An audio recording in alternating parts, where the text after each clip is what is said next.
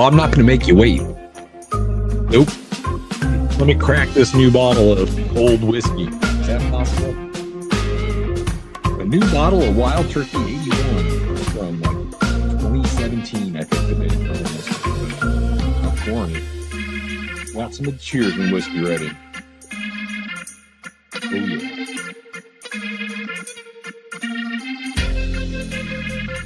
We're going to keep it short tonight.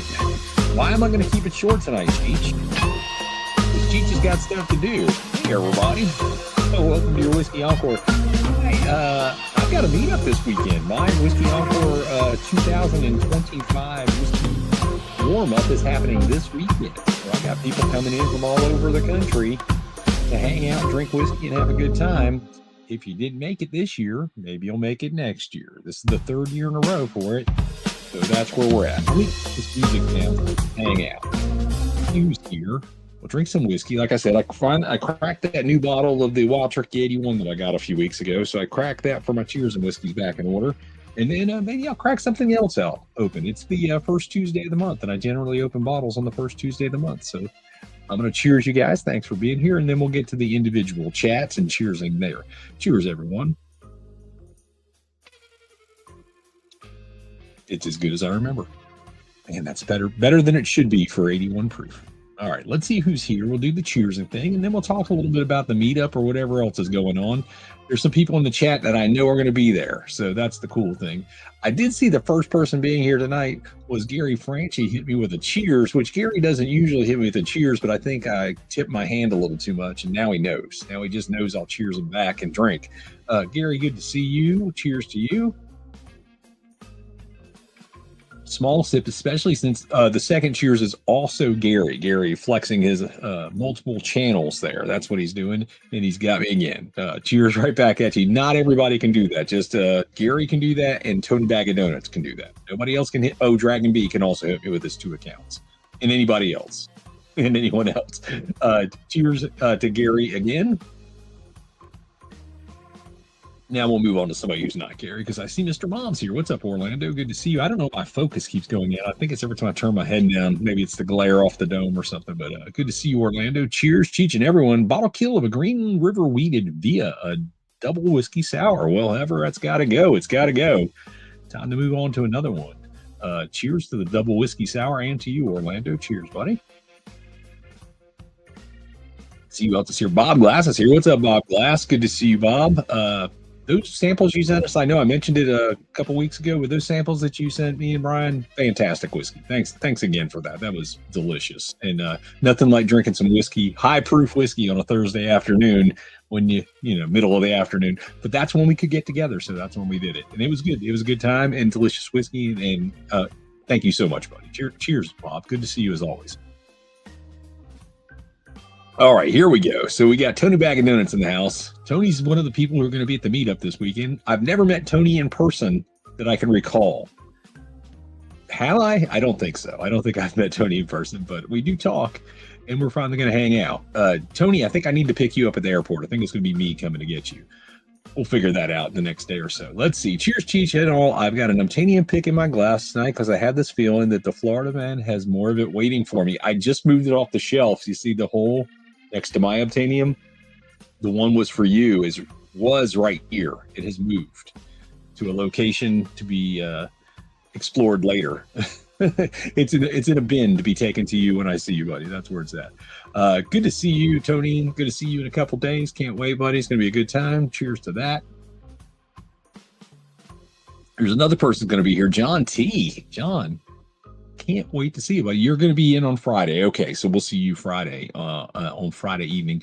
For those of you who are coming to the meetup, or those of you who want to just spy on what the meetup is and what you're missing, a full itinerary was posted on the Discord this evening of everything that we're doing all weekend long.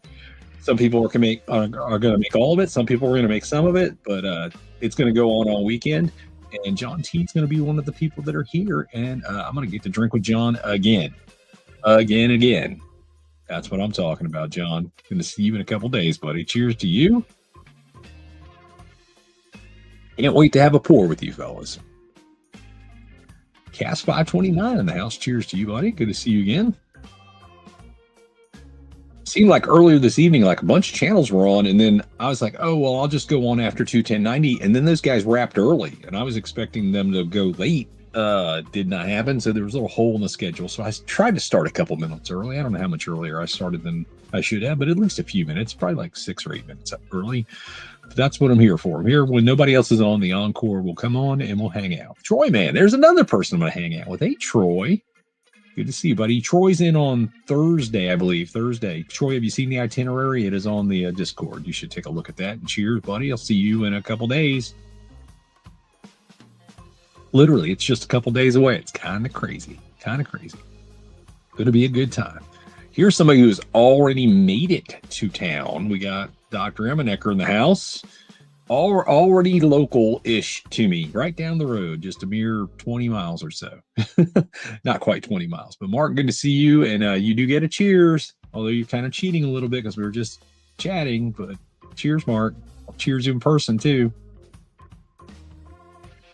I'm glad you're in town already. Give me a ring tomorrow if you guys are out and about doing stuff. I might be able to swing by and see you while you guys are just doing your thing before you don't do your thing and then come back to do your thing again. There we go. Tony get me with his other one. There you go. I'll take another cheers. Gotta take it easy. Guys. I got some drinking to do this weekend. I have to moderate tonight. I can't not moderate like a channel. I got to moderate my drinking tonight because I'll be drinking several nights in a row. Let's just put it that way. Several nights in a row. And there's Troy. Yeah, Troy. Yeah, I'm looking forward to it. Good. Can't wait to see you again, buddy. It's been 2 years since I've seen you last. That's too long. Here's another person that's going to be there. Dragon B's here. I don't want to air that out, but me and Brian already talked about that earlier. It's probably the doc. That's my guess. Tommy D, who should be in Florida right now, coming to see me, is not, but he's giving us a cheers. Tommy, good to see you. I miss you, buddy. I wish you would come to Florida one last time. That's okay.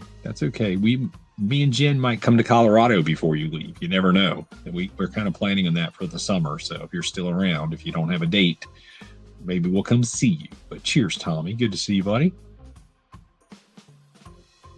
So as many of you know, this is the third year, I mentioned it earlier, of my meetup. It's not getting any easier to put those things on. There's always a lot of scrambling last minute. And the last week or so has been kind of crazy for me.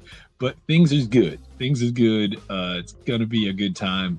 The Friday night experience is a completely new experience every year. So not the same as last year's, not the same as year before.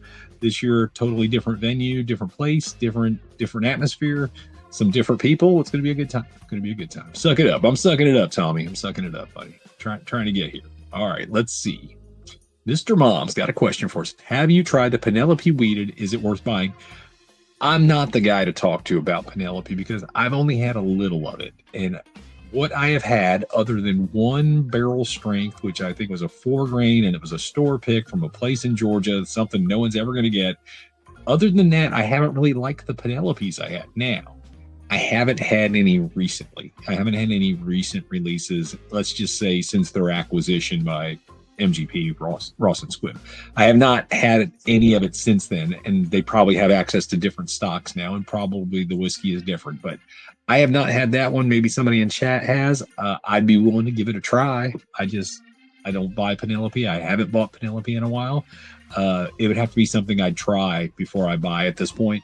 But I'm sure they make fine whiskey. It's just I got enough fine whiskey, and it would have to be something special. Somebody would have to tell me it's a special bottle be worth getting. So that's what I would be looking for on a Penelope. But if anybody else has had that must be the recent release would be my guess.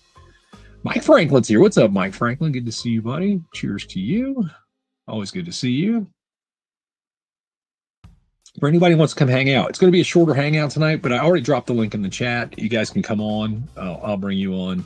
And we'll hang out. I'm going to maybe open another bottle or so. We could talk about whiskey, but we can all talk about other things. No politics. You know how that is. Maybe a little sports ball because this is Super Bowl weekend. And some of the people who are coming into town for the meetup are staying over the weekend. And we're all going to go out and watch the Super Bowl together on Sunday night. So that should be a good time. That should be fun. After we spend entirely too much time with each other, we're going to spend some more time with each other and probably still have a good time. It'll probably be great. Be great. Let's see. Hey, Mark's here. What's up, Northwest Bourbon in the house? Good to see you, buddy. Cheers to you. Hope you're well. I'm sure the last couple weeks for you has been interesting. That's all I can say. Been interesting. That'd be my guess. Yeah, don't forget to hit the like. That helps the channel. It helps any channel you're watching. Just hit the like. Do it when you get here, and then you don't have to worry about it again. That's just how it is. Oh, yeah. Let's see. Bob said they had Florida weather yesterday. 74 degrees. Temperature dropping down. Dang, Missouri. Well, it was 84 here today. And it looks like the weekend for the meetup is going to shape up to be a very beautiful early spring. Despite what Punxsutawney Phil says, we're going to have an early spring here in Florida because it's going to be like 82 on Saturday for our outdoor event, the outdoor portion of the weekend where we play games and eat barbecue and have a good time, listen to music and play some games and win some prizes. That's what we're going to do. That's what we're going to do. But that is nice weather for Missouri this time of the year. Don't count on it sticking around, buddy. You'll probably be down in the 30s by the early next week. That'd be my guess. Maybe not 30s, maybe 20s. I don't know, Bob. Stay warm. Stay warm, but enjoy the weather when it gets warm like that. That was pretty good. Bill's in the house. What's up, Bauer? Good to see you, buddy. Cheers to you. Hope you're doing well, buddy. I'm talking to you in a couple weeks. Hope things are good. Hope things are good. Oh, Mama Porter's here. Good to see you. Have a great weekend. We're going to have a great weekend. You should have come. You should still come. I'll tell you where it is if you want to show up here. Just saying. You could be the VIP. You could be the VIP. You could be the guest of honor if you wanted to come to St. Augustine. Mama Porter, it's always good to see you. And definitely get a cheers. Cheers to you. Remind me, I got to call Matt. You don't have to remind me. I'll remember myself all on my own. We'll see that. Let's see. Slapshot says the Wi-Fi sucks at the hotel, and he's heading to bed. Daytona track tour tomorrow. Yeah, so Slapshot and his wife came in early. They came in on Sunday. I guess they got here yesterday, and they're staying in Daytona for a couple days before they head up to St. Augustine to spend the weekend here celebrating Brian's 50th birthday on Thursday evening. And then all weekend long, we'll continue to celebrate that. But it'll be good to see you, Slapshot. And yeah, I get it. Wi-Fi sucks in hotels. I don't see a Cheers in there. That's the. I guess you'll get me all weekend. How about that? You'll get me all weekend. Slapshot, good to see you. Let's see the Super Big Game Bowl. You don't want to get the NFL angry. Fuck the NFL. Sorry, did I say that? Sorry, Mama Porter. I didn't mean to say that. But you know, I'm not really a sports guy. My wife's a sports girl, and she's rooting for the Eagles. Let's go ahead and stir it up here. She's an Eagles fan. What y'all got to say about that? Because she's probably watching. Just saying. Yes, the big game. It's the big game. The big championship game. I think that's all you're really allowed to say without causing problems. We're not going to analyze the game live here, though, because I'll be busy watching it in person. Not there at the game, not in New Orleans, but, you know, with people. Mojo's here, buddy. I hope you're doing well. I know you can't make it to the meetup this year, buddy, but we'll think about you. You know where we'll be when we're thinking about you, on the side of the building, you know, with Paul. You know, Fats Wave will be there. Chuck will be there. Jen will be there. We'll miss you, buddy. We'll miss you, but maybe make the next one. Maybe make the next one, or maybe I see you before the next one. That's also possible. If you know. Z-Man, what's up, Ed? Good to see you, buddy. Cheers to you. Almost through my Cheers and Whiskey. I might have to pour a little bit more of that based on who's here. We're still 30 plus people here. Thanks, everybody. Thanks for hanging out. Like I said, pretty mellow tonight. I have been like output for like the last 2 weeks as far as like getting stuff done for the meetup. It's crazy when you have stuff planned so far ahead, and then weeks before, and by weeks, I mean 2 weeks before, vendors pull out. People who you've given deposits to and have signed contracts with find a way to get out of it, and that adds stress to Cheech's life, and Cheech doesn't need stress in his life. But everything is good. Everything is good now. We're whole and we're ready to go. All the T's have been crossed, all the I's have been dotted, and money has exchanged hands, and things are happening. That's how it is. Yeah, buddy, I know you're not going to make it. We'll see you next time, buddy. We'll have a pour or five for you, probably. You know how these things go. And we've got the room for Saturday night. We've got it later. So we're cutting off around midnight, but we have it till 2 a.m. this year. So the bottle share will go late. We'll go late indeed. Ed, I see you in the background. I'll bring you in just a second. You know, just saying, Chiefs, go Chiefs, go Chiefs. What are you guys, what are you talking about? Go Chiefs. That's insane. That's insane. Why? Haven't they already won it? They don't need to keep winning it. What the heck? Brandy and Jason in the house. What's going on? Raise your glass up, everybody. Oh, I got to pour some more cheers and whiskey. I can't shortchange y'all with a small sip. So good to see you guys. Hope you're doing well. You guys need to come to Florida for one of my meetups and, hang out and drink some whiskey with me and everybody else who's coming. Cheers to you, Brandy and Jason. Always good to see you around these parts. Cheers. Thanks for stopping by. Anybody who's not subscribed to the Black Bourbon family, what are you doing? Go subscribe. Somebody drop their link. There's at least one mod here. That's what my guess is. I know Mark's here, so that's a mod. Somebody else, if you need to be a mod, let me know. Bob Glass, do you want to be a mod? Just say yes. All right, Ed, are you ready for this? No. Where you at? He froze up. Let's try that again. There you are. There you are. How you doing, Z-Man? I'm doing pretty good, brother. How you doing? I'm doing good. I have been stressed, but like just since yesterday, stress is starting. Like the events here, like it's this week. It's it's happening, and all the crazy stuff happened last week, and last week was a little stressful. But I'm better this week. Things are good. Things are good. Right on. Right on. You got to make it out here to Florida one of these years, buddy. It's a good place to go when you're freezing your ass off everywhere else. That's Wade will be here this week. Good to see you, Thomas. It's 70 degrees out there, right? Yeah, you're fine. I'm just saying most everybody else is freezing their ass off, but you're fine. I'm fine. Fats Wave is definitely fine. But Tom's coming. He's going to get a cocoa for a couple days. Okay, and then we'll see you. Are you going to be here on Thursday or Friday, Fats Wave? Which day are you going to roll in? We just need to know, but you do get a cheers. Can't wait to see what he's bringing to the meetup, because last year he brought the best bottle. Let's just say he brought the best bottle the whole weekend. Cheers, Tom. It's good to see you. And yes, the weekend was full of great bottles, but he brought the banger. He brought a SAS 18 BTAC from 2006. So it was 18 years ago that it came out, and it was 18-year-old whiskey then. So you're talking about 36-year-old distillate. So it was delicious. So good. Steven Scone's here. What's up, Steven Scone? Hey, Steven Scone dropped a video earlier tonight. He did a blind to see how well he knows his own collection. I guess his wife poured him a blind, and he had to go through it. I won't ruin it for you. I watched it. If you're not subscribed to Steven Scone, that Shelf Sippers, check his channel out. Steven's been hanging out and participating, and he's dropping some videos. He's doing better than I am. But check that out. I think they just dropped that earlier this evening, maybe like 6 hours ago or something like that. Check it out. Good to see you, Steve. I don't know if I cheers you, so you get one right now. Cheers. All right, I gotta make where we go. Looking for you. There we go. Okay, I'm making Bob Glass a mod because Bob Glass wants to be a mod. As moderator. You are a standard moderator as of right now. Do not abuse your powers. It's California Scotty in the house. What's up, Scotty? Good to see you, buddy. Cheers to you.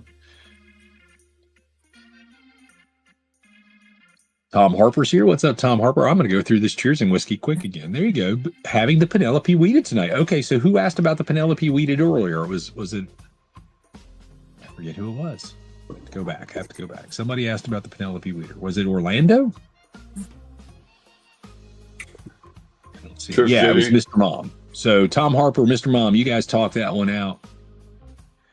You guys figure out that's something good or not. But you get cheers, Tom. Good to see you again. I would like to know about the Penelope weeded. I've heard good things about it, but I said my Penelope piece earlier. I am willing to give them a try, though. Tom, good to see you. Cheers to you, buddy. Let's see. Okay, you'll be in on Friday. We'll see you on Friday then. Awesome. William Hall in the house with a cheers to everybody. Everybody raise your glass up. And cheers, William Hall. Cheers to you, buddy. Cheers, brother. So I think so my meetups tend to be smaller. Let's just say they're a more intimate affair. And they tend to be a lot of couples, which is good. We do have people who come singly, but we have couples that come as well. What my meetup does, I think, differently than most meetups. Now, some meetups do have some food, but my meetup includes food the whole weekend. So, like, the price of admission is the price of admission, but along with the price of admission, you get food on Friday, you get food on Saturday, you get food on Saturday night.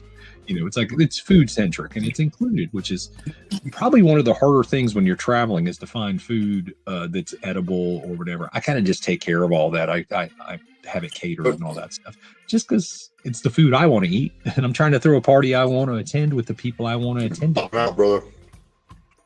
You having a problem, Z-Man? It sounds like you're just cutting in and out. Not sure.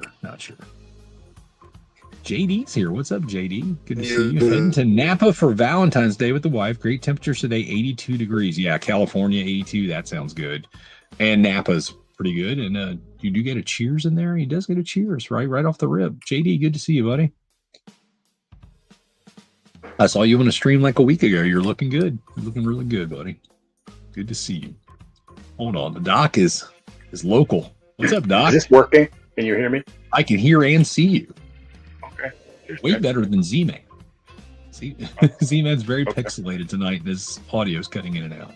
He's going to go fix that and be right back. When I had the earbuds, I don't usually use it with my computer, and I turned on. Yeah, it works great. And I couldn't hear you anymore at all. Oh, and then can you hear me now? Test the audio. And I didn't hear it until I tried to enter the studio. Then I could hear the StreamYard again. Like the YouTube audio went off when I put the earbuds. Oh, weird. Well, you're here now. That's what I thought. Yeah. Good to see you, man. Yeah. You too. I have this much whiskey open in my. Oh goodness, you're in need. Do you need me to bring you whiskey tomorrow? Do you just want me to bring? So, I guess just text me. We'll talk about that. I don't want to air anything out too much. Yeah, I don't know. I'll send you a message tomorrow. Yeah, just inform me. I'm flexible. We did the whole trolley tour today. How was that? Did you get the history? Fun. It was nice out today, though, wasn't it? Oh, it was a beautiful day. It was great. It was literally gorgeous out today. All right, I'm trying to bring Ed back on, but try it one more time. I see no movement. We just got back from the graveyard and ghost tour. Oh, okay. So you did do that one. That's what I was going to ask, if you did the graveyard and ghost tour. That was fun. That's pretty cool because there's like a lot of actual real history attached to that one, you know? Uh-huh. And there's some creepy stuff. You got to figure a place that's been around since 1565. It's got some creepy stuff here. Yeah. It's creepy stories. We didn't see any that I saw. Have you seen a spook, specter, or ghost? Not today. We're here to believe you. You know what that's I'm from? gonna have to check my audio again or my video of the. Oh yeah, could have apparitions. If there's anything on there. You never know. All right, Cats 529 says the weeded is much better than the Havana. Okay, that must be the Penelope we're speaking of. I don't know. I've had neither. You had either, Doc? The weeded Penelope. Penelope apparently has a weeded bourbon, I guess, out. No, and I've heard of the Havana. It's like a Rio meets something else. Rio meets cigar, smoked toast. It's a. Oh, okay. Like I said, I just have not been drinking a lot of Penelope. All right, hold on. We got a new guest joining in the background. You love him. I love him. It's Troy, man. Do you, though? Do you? Me? Yeah, I do. Hey, so my daughter tonight was asking who was coming to the meetup, and like every name, she had a rating for every person, or she just had no rating. She's like, "Oh, I don't know them. I can't make a rating on it." But I told her the people who were coming, and she was excited about you, Troy. So nice. She's like, "I like Troy." Yeah. Well, she's like, "But why didn't he come last year?" I'm like, "Oh, because he had other things to do." Yeah. Because my daughter had gymnastics crap to do. So. All right, let's see. Ed there? He's back. Oh, he's there. Yeah. I can kind of see you, Ed. Can't hear you, though. I'm here. Okay, we can hear you and we can see you. Good. Right on, brother. Who's that? All right, let's see. Larceny, other good leader. Rum cap. Oh, the Penelope is only $34. I would take a chance on a $35 whiskey. Yeah, I'd be fine. Yeah, with I would that. too. I'd be fine with that. Yeah, that'd be fine. I mean, at worst, it's still whiskey. You know, is it at $35? I don't expect it to knock my socks off if it's drinkable. Here's the thing: I don't really find myself drinking a lot of Weeders lately. That's the bigger issue for me. Is I prefer rye over Weeders. I did just pick up She likes Troy because We does. he makes her the folder. Oh yeah. I just picked up the Penelope 10-year single barrel. Yeah, That's really good. but is that a 4-grain? The single barrels usually are 4 grains that I've seen. I don't know if that's true across the board. I don't know. Find out. Cheers to Mike Brock. Cheers, Mike Brock. Good to see you again, buddy. And Stacy's here. What's up? 4-Leaf Whiskey in the house. Hey, after my meetup this weekend, I'll finally put together a blind to send you so we can get together in a couple weeks or a few weeks or a month or whenever we can figure it out for us to do a blind on my channel because Stacy sent me some amazing Irish stuff a couple weeks ago. I did save some of each sample and I passed them over to Dragon B. So Dragon B is going to get a chance to try that. He's really interested in the Irish rum. It was interesting for sure. Cheers, Stacy. I tried some Redbreast 15 on the boat last week. That was pretty good. Redbreast 15, yeah, that's good. Mm-hmm. How was the trip on the boat? Weather good, all that good stuff? Oh, good? yeah. Yeah. It was beautiful weather. Yeah. Once we got on the island time, temperature was nice. Island time, yeah. Yep. I get that part. All right, BL Brewing Company in the house. What's up? Let's see. Cheers sipping on Calumet 8 years, less than 50 barrel batch. Less than 50 barrel batch. Oh, okay. So less than 50 barrels in that batch. I don't know if I don't think I've had that. I think Calumets I've had are like the 14, 15, and 16. Oh, and that other one, that old weird blend.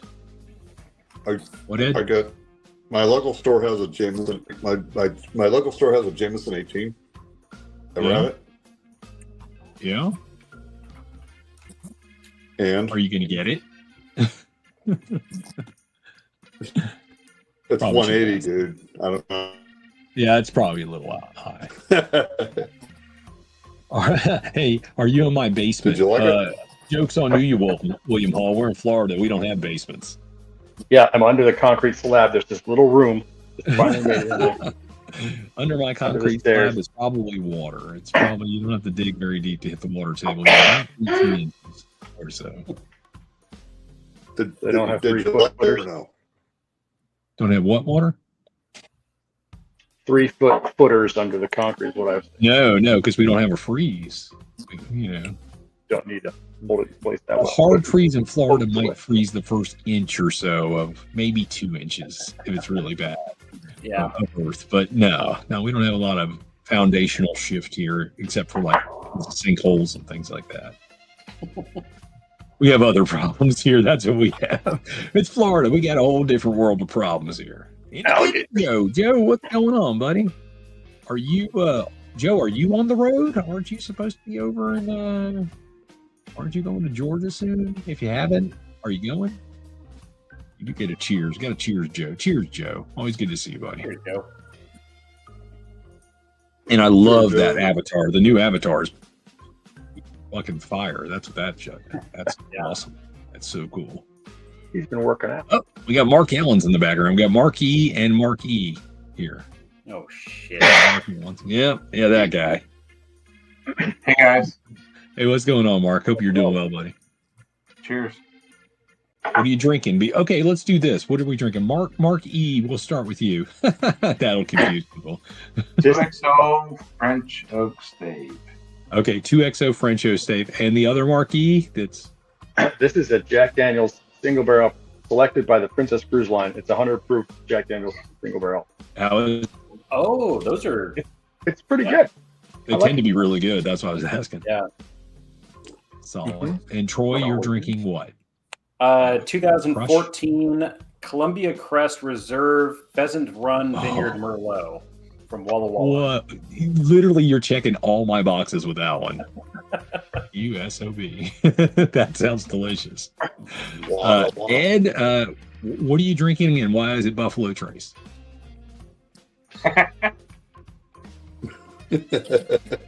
Yeah. Score. What do I win? Because it's 35. Because it's $30. Yeah, well, it is what it is. That's for sure. $30. All right, Mark. Yeah. Mike says in Washington State it's 33 and lightly snowing. That sounds kind of nice. Lightly snowing sounds good. Same here. Yeah, I'm you're looking not. forward to You guys aren't spending- far from each other. I don't think. I don't believe you guys are too far from each other. I'm closer to John T than I think most other people. Yeah, you and John T are Yeah. practically neighbors. Yeah. As far as like that Pacific Northwest thing goes, you guys are in definitely the same area. Yep. Ruben Alvar's announced. What's up, Ruben? Good to see you. Howdy, Cheech and Fish. Cheers. Howdy, Cheech and Fish. I don't know who Fish is, but that's confusing to me, Rue. But I'll cheers you anyway because I'm thirsty and you're here. Cheers, Ruben. Good to see you, buddy. All right, so Jen said, "Oh, it's the first Tuesday of the month. What bottle are you going to open tonight?" I'm like, "I'm going to open the Wild Turkey 81," and she says, "No, you got to open something else." So I guess I got to open up something else as well because it is the first Tuesday, and that's the best way to celebrate the first Tuesday of the month, as far as I'm concerned. Let's say. Hold on. Enrique said, "I heard I will be getting a sample shipped to me of the best bourbon at your meetup." Just kidding. Cheers.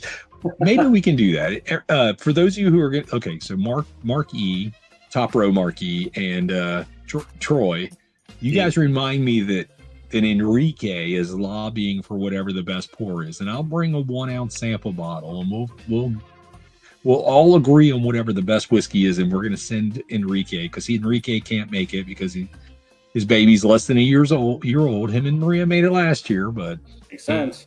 can't make it this year, and we'll send you. We will get that done, Enrique. Kidding or not, we will get that done. You have my word and the word of the two guys who didn't speak up at all. Sounds like a plan. Sounds like a plan. There we go. All right. Cheers, Enrique. Good to see you, man.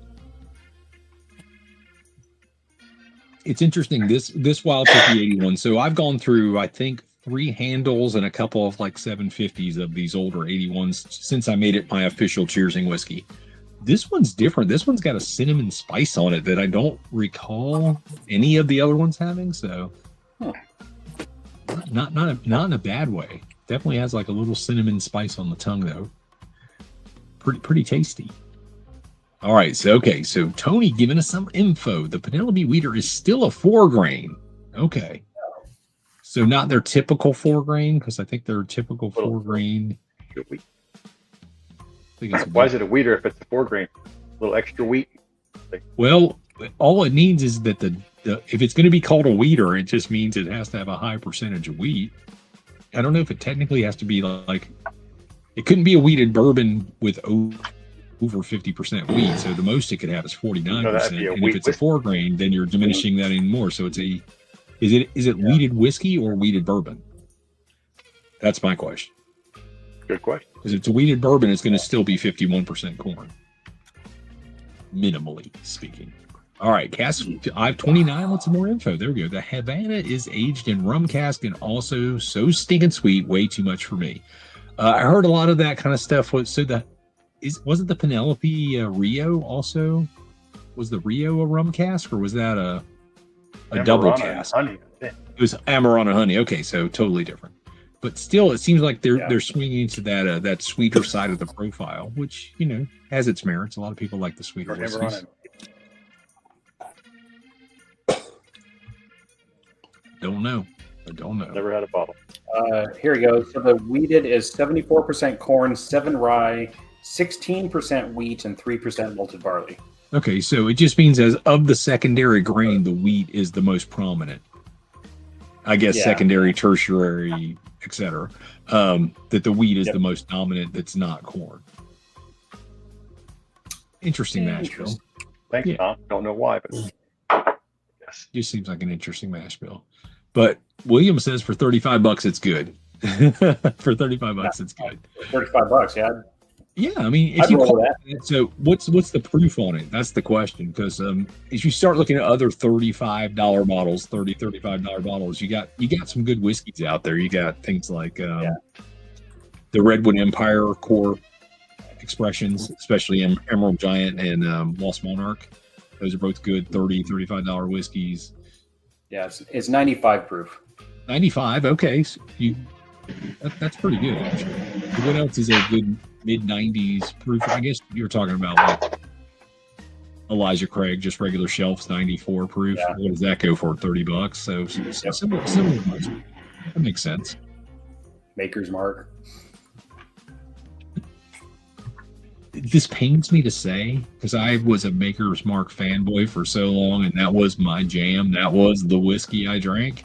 Yeah. I just don't find myself reaching for Maker's much anymore. Yeah. I've got a few, just the standard ones, the Maker's 46. What I go for are those special edition ones that they come out with. And the R2D2s and stuff. Yeah. Yeah, those are the ones.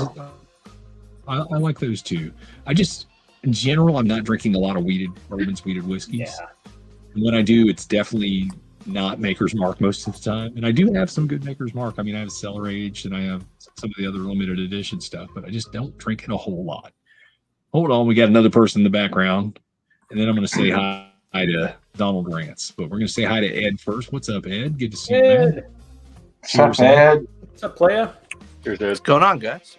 Nice hat. So, Ed, the barbecue restaurant, there's a couple people on screen right now that have had it, but the barbecue place that caters my event on, it'll be this Saturday, just got ranked in the top 50 barbecue places in the entire country.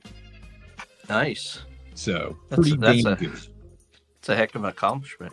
Yeah, but the problem is now people are going to find out about my secret barbecue spot. Oh, it's going to That's get what I'm blown pissed up. about. What's that, Ed? I say it's going to get blown up. You just got to go earlier now.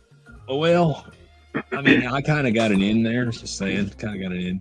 But we're doing brisket, pulled pork, and smoked turkey this Saturday at my meetup, and some collard greens and some baked beans and some macaroni and cheese. Collard green. What's the point? Collard greens. What did you say, Troy? Yeah. I don't care. Listen, if nobody there wants to eat the collard greens, that's fine. That's more for me because I know There you go. the collard Yeah. Good collard greens, man. this place makes. I'm not going to say it's the best I've ever had, but probably like in the top 5, maybe top 3. The best I've ever had was from Miss Gale. Miss you, Miss Gale. We used to sit next to each other when I kept a regular job. I used to trade her. I'd make homemade red sauce, and I used to trade her like 1-for-1 32-ounce restaurant containers. I would give her that in red sauce, and then she'd return it with collard greens. So we had an exchange program going on. She liked Italian food, and I like collard greens. So she would hook me up, and I'd hook her up. And that went on for years when I kept a regular desk job. What was the main protein that they used to cook the collard greens with? We do smoked turkey necks. Yes, I was gonna say there's a place here. You know. Yep, that's Smoked there's a turkey local necks are the place. only way to go with your collard greens. Forget ham hocks. Ham hocks are good, but they're not smoked turkey necks. You can do smoked turkey wings too, but smoked turkey necks are where it's at. Yep. Ed knows. All right, let's say hi to Donald. I said I was going to say hi to Donald. Good evening, folks. You're already home already. Just want to propose a cheers to Ken. His father and his family passed in our WhatsApp group. And yes, so Ken, Scotch Down Under. Our condolences, buddy. Ken lost his dad. And many of you know Ken, and if you don't know Ken, let me tell you a little bit about Ken. Ken is an Australian. He's a stand-up guy. And on his channel, Scotch Down Under, is where I launched my channel. So Whiskey Encore was birthed and born on Scotch Down Under's channel. So cheers to Ken. Cheers to his dad. Sorry, buddy. My condolences. Here's Ken.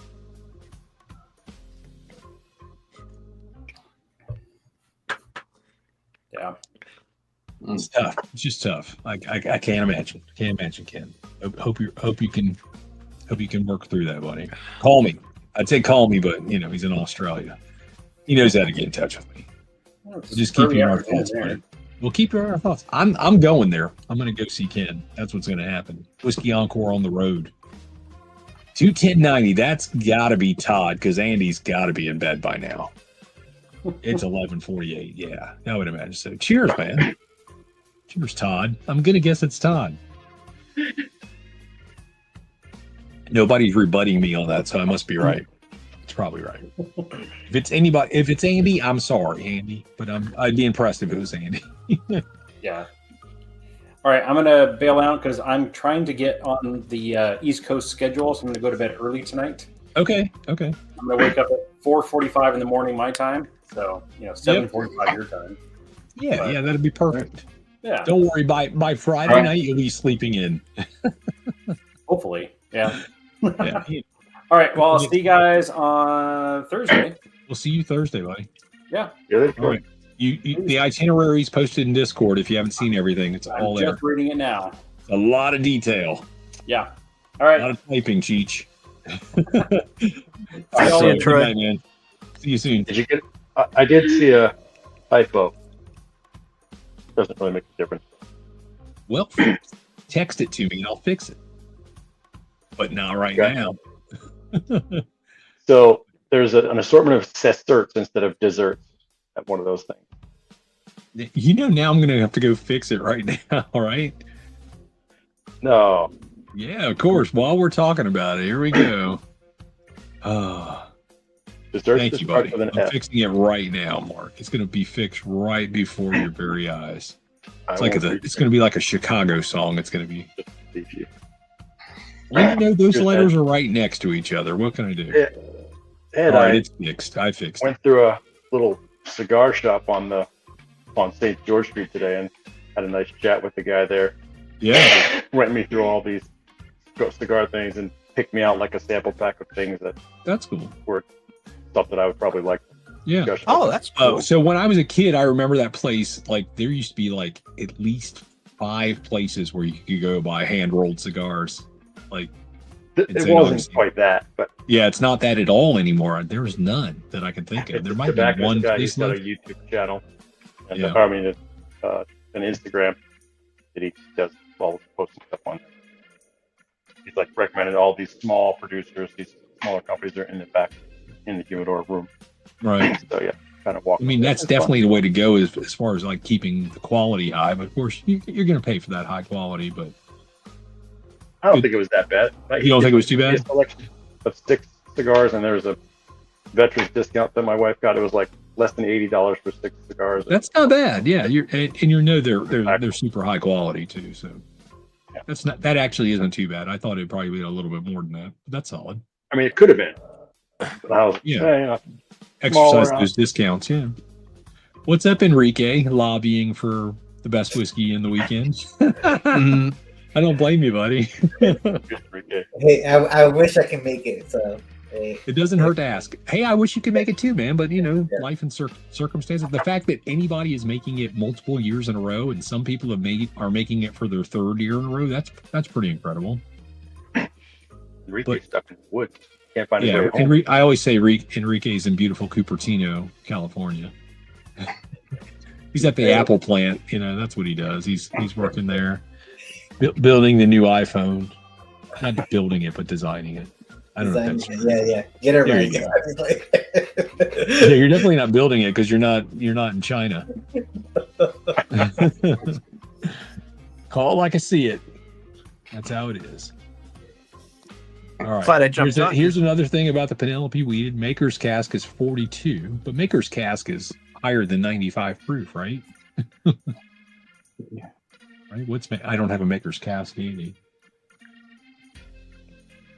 but I'm sure it's higher than 90. But yeah, it's more expensive. That $35. That I think if I run across that Penelope at $35, I think I'm willing to buy it. I think I'm willing to buy it to give it a try, and we could talk about it. So stay tuned. Stay tuned. I will probably find one of those soon. Now that it's on my radar. I must be far behind because William Hall is mentioning sinkholes. That's got to be a half an hour since I mentioned sinkholes. Let's see, 11:37. Oh, no, I'm only like 17 minutes behind. We're doing good. We do have sinkholes in Florida, but not really where I'm at. Where I'm at, we're pretty terra firma. But west of me and southwest of me in particular, Gainesville area, that area is really known for sinkholes. Now, when I lived in Central Florida, there was a sinkhole that swallowed up an entire like car dealership. It just like opened up and just swallowed all these cars. Kind of crazy. You guys can just, anybody wants to Google that, sinkhole car dealership, Winter Park, Florida. I'm on it. And you're on it. Troy's usually my man that's on it, but Troy had to go to bed because he's trying to get on the right time. You know what I'm saying? The right time means Florida time. Kind of ironic to call it Gainesville when it's swallowing up towns. So more like Lossville, because there's definitely more loss than gain. I get it. Well, like Buffalo Trace, the breakfast champions, it is. It is for sure. Have any of you guys tried the new Four Roses 100 proof recipes? I haven't seen it yet, but when I do, I'm intrigued enough to buy it. But I like Four Roses anyway. So what they're doing is they're putting out basically the recipes that people look for, but they're doing them at 100 proof instead of barrel strength. So the picks are barrel strength, and then they have a new shelfer, the red label. Let's look at that again. There you go. An OESO, which is one of my favorite recipes. Yep. I was able tasty? to pick it's the best of the three. I just finally gave me an opportunity to crack it. I was able to pick it up. They dropped. Well, I guess according to Vic, they've been here for a couple weeks, but the Total Wines around here had them, so I was able to pick all three up. But this was the last of the three, and it definitely tastes a lot better than the. Oh yes, it was a fantastic recipe though. That's good stuff. Yeah. As soon as I haven't been out and about much hunting, so as soon as I see it, which I'll probably go hunting again next week or something, but if I run across that I'll grab, and I want to grab that Penelope just to give Penelope another shot, because it's been a couple years since I bought a Penelope, so I like to give them another shot. You mean you've been busy? And that OESO sounds good. You've been busy this week, Cheech? That's surprising. Oh yeah. Here's the thing: is like it was going too smoothly for a while. Like I started, doing stuff for the meetup essentially after last year's meetup, and then in earnest, and by in earnest I mean like putting deposits down on things like 6 months ago, and I was like, this is going too smoothly. Everything's like working out, but I'm like, you're doing a good job. You've done this before. This is your third year in a row. And then last week, two different people on the same day who were providing essential services for this meetup decided to cancel on me. Oh shit. I had one cancellation last year on thing, but I had two this year in 1 week, and then another one like 2 days later. All been rectified at this point, so it's a non-issue. But yeah, it does definitely add some stress to the life I don't want. Makes me want to drink whiskey. Robotic is drinking beer tonight. There you go. He's having a Pliny. Or is that a Pliny? I don't know what that is. Pliny. You're right. Pliny. It's Pliny, younger, right? Or Pliny the Elder. Those are the two. Okay. Yeah, what is it? The Red Russian River Brewing Company or something like that. Oh, you know more about me than I do. Yeah. I've got let's cheers Rob there. Rob, good to see you, buddy. Robotic in the house. Think you need to bring back. Oh yeah, there we go. Oh, that's the Devil Went Down to Georgia. What was the alter ego? Flexo. Sorry, if you don't watch the Futurama, you don't know. That's a cartoon, right? Yes, it's a animation. Let's call it animation. Yeah, it's Matt Groening, the guy who created The Simpsons. It's his other thing. JD says, "What do I think of potential Eagle Rare 12-year releases? Hell yeah, bring it on." Yes. But what I'd like them to do, if they're going to do 12-year Eagle Rares, I think they should bump, because that means they have the distillate. They have a lot of distillate in. I think they need to do some Eagle Rares back at 101 proof, the way they used to be. 10-year 101 proof. I'd rather have that than a 12-year 90 proof. Anybody else feel that same way? Would you rather have a 10-year 101 proof or a 12-year 90 proof?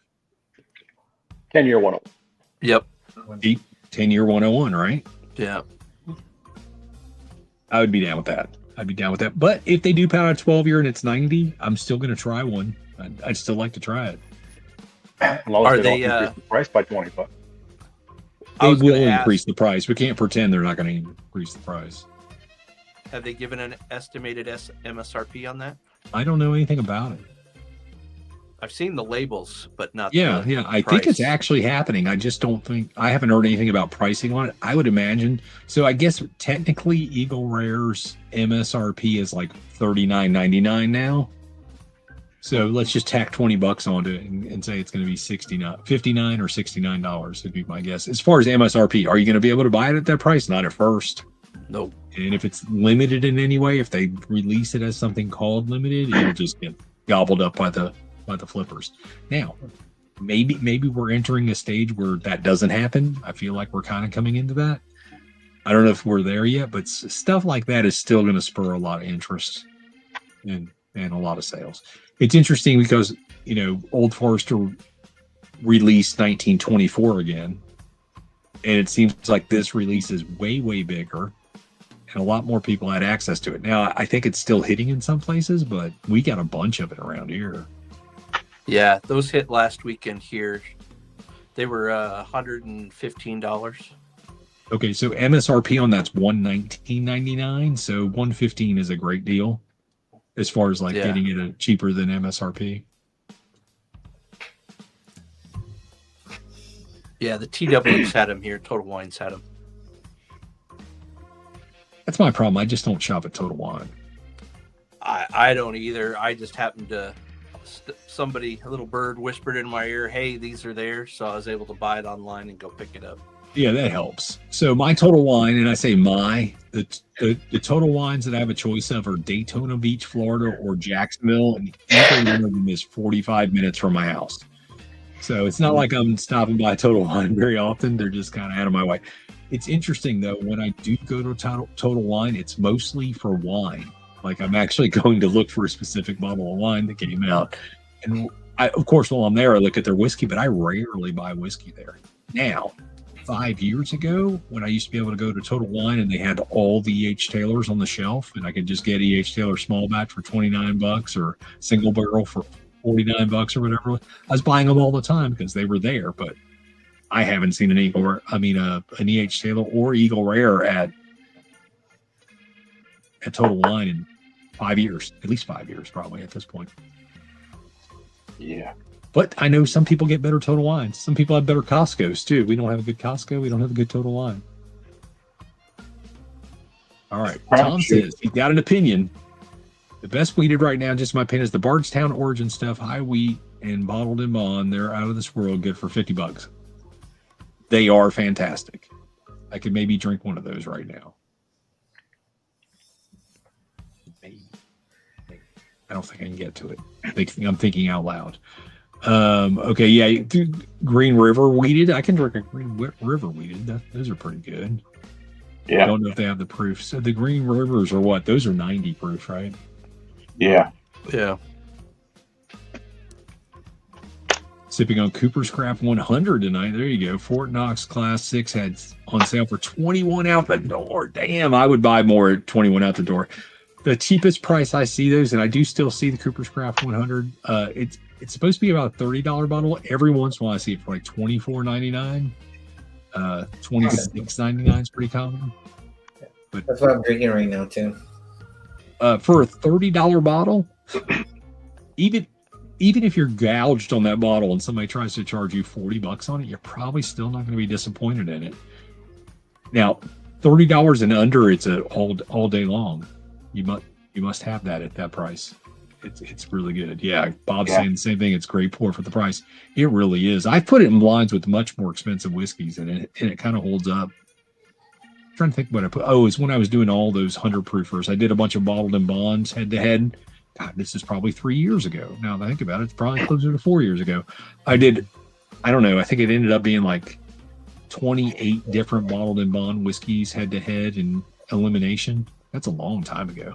I should do something like that again.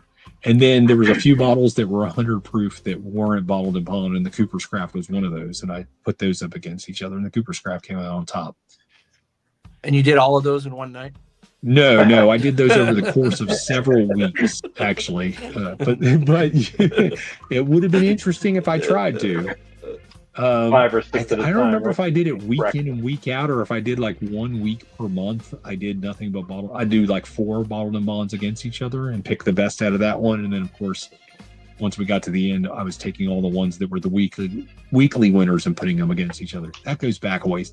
Whatever you do, don't go back and look for those videos because they're probably horrible. They're live streams just like this is, but they were a little more focused on stuff. And also horrible. I think But if you Cooper's do go Craft. back, make sure you hit the like and comment.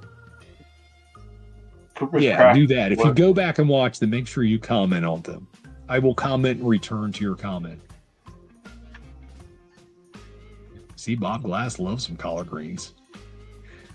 Here's the thing: if somebody tells me they don't like collard greens, I'm like, oh, you've never had good collard greens. That's all that means. Just means you haven't had good ones. Yep. Because if I'm forced to eat a vegetable, that would be the one I'd probably prefer over most. Well, they can be a bit. They can be a Mr. Mom bit. says he hopes it was a Porsche dealership. Just saying. I think it was actually. Maybe Porsche and Mercedes. Definitely something like that. Cheech, why doesn't it show comments on my TV through YouTube, but on my phone? Yes, I don't know. I think the broadcast app on YouTube is horrible. That's probably why. That's good. There you go. A sinkhole swallowed a Corvette museum in Kentucky. That's crazy. I don't think about Kentucky having sinkholes, but I guess they could. They have lots of caves, so they must have sinkholes. All right. I ate mustard green up north. Collard greens isn't much different. Nope, they're about the same. There's mustard greens, collard greens. There's a few other ones. But turnip greens, that's the other one. Turnip greens. You can eat the leaves of the turnip plant. Collards are where it's at. JD, you're watching full screen. Take it out of full screen and try a different view. There you go. Or hit the down button. A lot of times on TVs, if you hit the down button, you'll see. Yeah, I forget about the down button. You're right. That could bring it up as well. What's up? Caleb's here. Caleb, good to see you, buddy. Oh, got 1 sip left in my Cheers and whiskey for Caleb. And then I'm going to pour something else. I'm going to open something. Cheers, Caleb. Good to see you, man. Let's see. Would I get kicked out of a live stream for drinking a White Claw? No. No. But you would be mocked considerably. Well, Depends who's live. not by me, but I would expect everybody on the panel to have something to say. Yeah. Well, Absolutely. you're at $95. I think that's proof. At 95. At 95 proof. Oh, okay. Sorry, I thought I saw $1 something there. Yeah, that makes more sense. Tony, 95 proof is good. I like the idea of it being 95 proof, but I would like it to be higher. Okay, Mark said the same thing. Exactly what I said the first time I saw the Eagle Rare 12-year, but put 100 proof at least. That would be amazing. That would be amazing. Cooper's Craft 100 is good stuff. I'm going to grab 2 tomorrow locally. There you go. I can tell you when that first dropped, gosh, 3.5, 4 years ago, when that first kind of became a thing, that one is not widely distributed. I forget what the number was, but it was like 24 states get Cooper's Craft 100. So that's pretty much every other state doesn't get it. And I found myself gifting that bottle of whiskey to more people than any other bottle of whiskey because it was that good. I was like, people just got to try this. People just got to try this. They're not going to believe that this is a $30 bottle of whiskey. So I sent that bottle to a lot of people just so they could try it because they couldn't get it. Most of them agreed with me that it punches above its weight. That's it. I couldn't get it in Michigan, and I will tell you I got it because I visited my brother-in-law, son-in-law in Ohio, and they happened to have it in a local liquor shop. Yeah. Michigan's one of the places that I was making sure people in Michigan could get it because they couldn't. Yeah. Yeah. No, I think it's good. I mean, the fact that it has also remained a $30 bottle and also remained good, because I've had them consistently since they were released. Yeah. I don't know which bottle I'm on. I'm probably on somewhere on between my 12th and 15th bottle of it, and they've been good every time. That's the thing.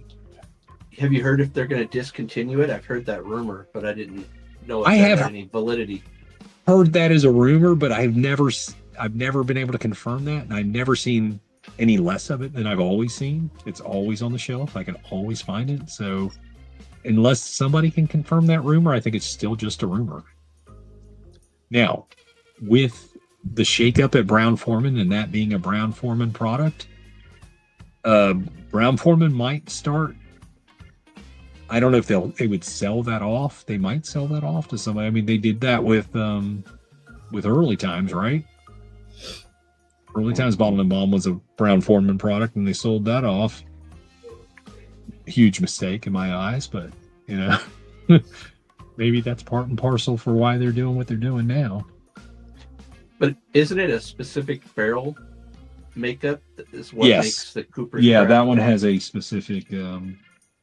What is it? I forget. It's the barrel itself is the issue, right? Wave staves is like chiseled staves. Yeah, chiseled out stave. That's what they are. They're textured. They're. Did they call them? What did they call that? Did they call it wave stave? It might be wave stave. It might be. Charred and chiseled. They might say charred and chiseled. Yes. I don't want. Here, let's see if I can pick up a bottle of it. Is that see what it says? Here we go. Chiseled. For all of you who don't know what we're talking about this one. If you're passing this one up on the shelf because you don't know what it is and you're like, it's a $30 bottle, like it can't be good, you're wrong. It's delicious. It's very, very good. Cooper's Craft Barrel Reserve takes its very distinctive flavor from barrels that have a post-char chiseled interior. This deepens the whiskey's wood exposure, creating a robust taste profile. That's what it is. So it is chiseled after it's charred. So charred, then chiseled. And that, I guess that would increase the surface area quite a bit. And then, like it says, deepen the whiskey's wood. Yeah, makes sense. I'm going to pour a little of it just because it's in my hand. Why not? And then I'm going to crack open a new bottle. It wouldn't shock me if they discontinued it just to the fact that they sell off in the closing of the cooperages that they have. Yeah, there might be something to that. Especially stuff like this, which would be considered a custom barrel in the industry. Like it takes further processing than the usual. Char. So that's labor intensive. That adds to the cost. And when you consider it's still a $30 bottle of whiskey, eliminating some of the cost would increase their profitability. I mean, companies don't lay off people for one other reason other than increasing profitability, cutting expenditures, which is the best way to increase profitability. Tony Joey, get me with third. All right, Anthony. With all your screen names, you do get a cheers. Another pour of the Obtanian. All right, buddy. I just poured some of this Cooper's Craft 100. So cheers to Tony Bag of Donuts, Anthony Itoretta, and Tony Joey all at once. All the names. Yeah, there it is again. I get this chocolate cherry cordial thing on these Cooper's Craft 100. This particular bottle's got a lot of char. Feels like it's got a lot of char. Cask 520. My ex was from BFE, South Carolina, and her grandmother made collard greens that were out of this world. Oh, yeah. That's what I'm talking about. White Claws are okay, but that Ed guy, Ed's on. At least he came on screen, Tommy. He's here. He's hanging out. He's here and present. Okay, here we go. Tom Harper, what is the best bourbon or rye for cocktails, panels, or chat? Totally different beast for me. Oh, that is a good catch-all. Yeah, OF 100s. For rye in a cocktail, I like Pikesville. OGD 110. Isn't that a high rye? That's a high rye bourbon, right? Pikesville. Well, that's like a barely legal rye. OGD 110 is a rye. I thought that was a rye, but it's not. Oh, I'm thinking of old Overholt, the Overholt rye. Yeah, that's a rye. Sagamore Double Oak. Sagamore. I wouldn't make. I don't know if I'd use a double oak in a cocktail though. I like Michter's rye just because it's available everywhere. So when you go to a bar and Michter's is a good rye. For cocktails, I like a little more proof in my cocktail, so I tend to go with something like maybe a 101 rye. Wild Turkey 101 rye would be good. I like rye. I like to make cocktails with rye a lot. Like my old fashions are generally made with rye. I don't know if that makes them something they're not. Like they're no longer an old fashioned when you use rye, but I like rye in my cocktails just because I think they cut through a little bit better. Yeah. Bourbon for a cocktail, I think 101. I really think Wild Turkey 101, rye or bourbon in cocktails are both really good. Rye in a cocktail it brings out that extra spice pungency. Yeah, I think so. Yeah, I think it elevates things a little bit more. Yeah, absolutely. Like, because if you're having a sweet cocktail and you put rye in it, the sweet part seems a little bit sweeter. Yeah, just the contrast is a little stronger, I think. Right. All right, JD is a Scotch fan first. There you go. Bourbon is good, but doesn't get me excited. It seems mostly the same profile, only opinion. JD's, if I'm in the mood for Scotch is the only thing that gets me there. I do get what you're saying, because bourbon tends to be sweet, tends to be vanilla, tends to have a very common-ish profile, where Scotch can be quite varied. But I think there's some bourbons out there that are complex enough that they can compete. Unfortunately, you pay a lot of money for those. Okay, Tony Bagadone is saying the same thing. Anything over 100 proof, Wild Turkey 101 in the rye. There you go. If you know. Yeah, it is kind of an impossible question, because it definitely depends on your palate and your taste profile that you're comfortable with. But I do like rye in cocktails. I made several with the Russell single barrel rye. They're 106 proof rye, whatever it is. We're making like a Manhattan. Pretty good. Oh, hold on. I'm trying to see if I have that. Russell's Reserve. The green label, the Russell's Reserve rye. The 6 year, right? One of those. Yeah. Right there. Yeah. That's the one. And they're one. I'm not drinking this right now, but there it is. Thought that's what you were talking about. I wasn't 100% sure. Pureless ryes are good. What are those, like 110, something like that? Yeah. Those are pretty solid. Yeah. There we go. Tom says, "Dang, you guys hit them right away. I use Old Forester 100, both bourbon and rye. 114 OGD is really good in cocktails. Great. Yeah, here's the thing. Anybody that's been around the whiskey community and has been drinking whiskey for, let's just say, the last 3 years, it doesn't have to be long. You probably waded through a few whiskeys and realized what you don't like. So through the process of eliminations, you end up finding what you do like. Like, I know there are certain whiskeys I just don't like. I've had them, tried them, I've given them multiple chances, and I don't see a reason to do that anymore with some of them. But there's always the ones that your flavor profile will reveal itself. You'll find yourself aligning with a particular or specific distillery or a label or a brand or something like that. It just becomes your jam. That's just how it is. There's people who like Knob Creek, Knob Creek. On those cruise ships, they all have Knob Creek. There's tons of Knob Creek. 100 proof whiskey you can get. That was the top on cruise ship. There was 101. I saw it in the cigar bar. Like the last night, they had Wild Turkey 101. I had some of that. They're trying to make sure people behave on those cruise ships. Yeah, I know. They don't have like high proof stuff. Yeah. Jigs is here. What's up, Jigsy? Cheers, Jigs. Cheers. I'm cheersing you with some. Ooh, here's something. I'm not going to show it to the camera, but this is the glass for this year's meetup. For those of you who are coming to the meetup this week, I'm drinking out of a meetup glass. It's a different glass. What's that? You're teasing us. Yeah, I am. It's a different type of glass. So every year I have a different. So we did a Kinsey the first year. Last year we did a malt taster, which is like a short stem Copita glass. And then I'll tell you, this is a Spade Ram. If you want to look it up, SPEY.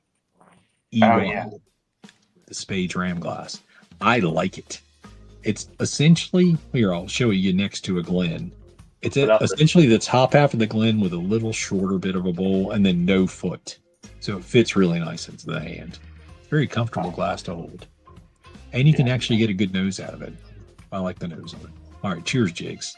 I probably already did that once, but I'm going to do it again.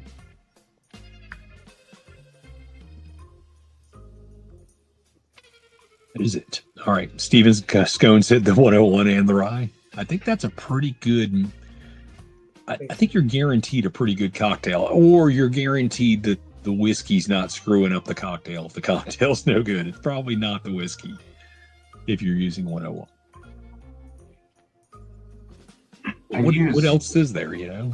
Here's my problem. If you throw a 90 proof whiskey into a mixer, you know, if you're making a cocktail with a 90 proof whiskey, by the time you're drinking it, it's probably more like a 50 proof whiskey, probably less than that.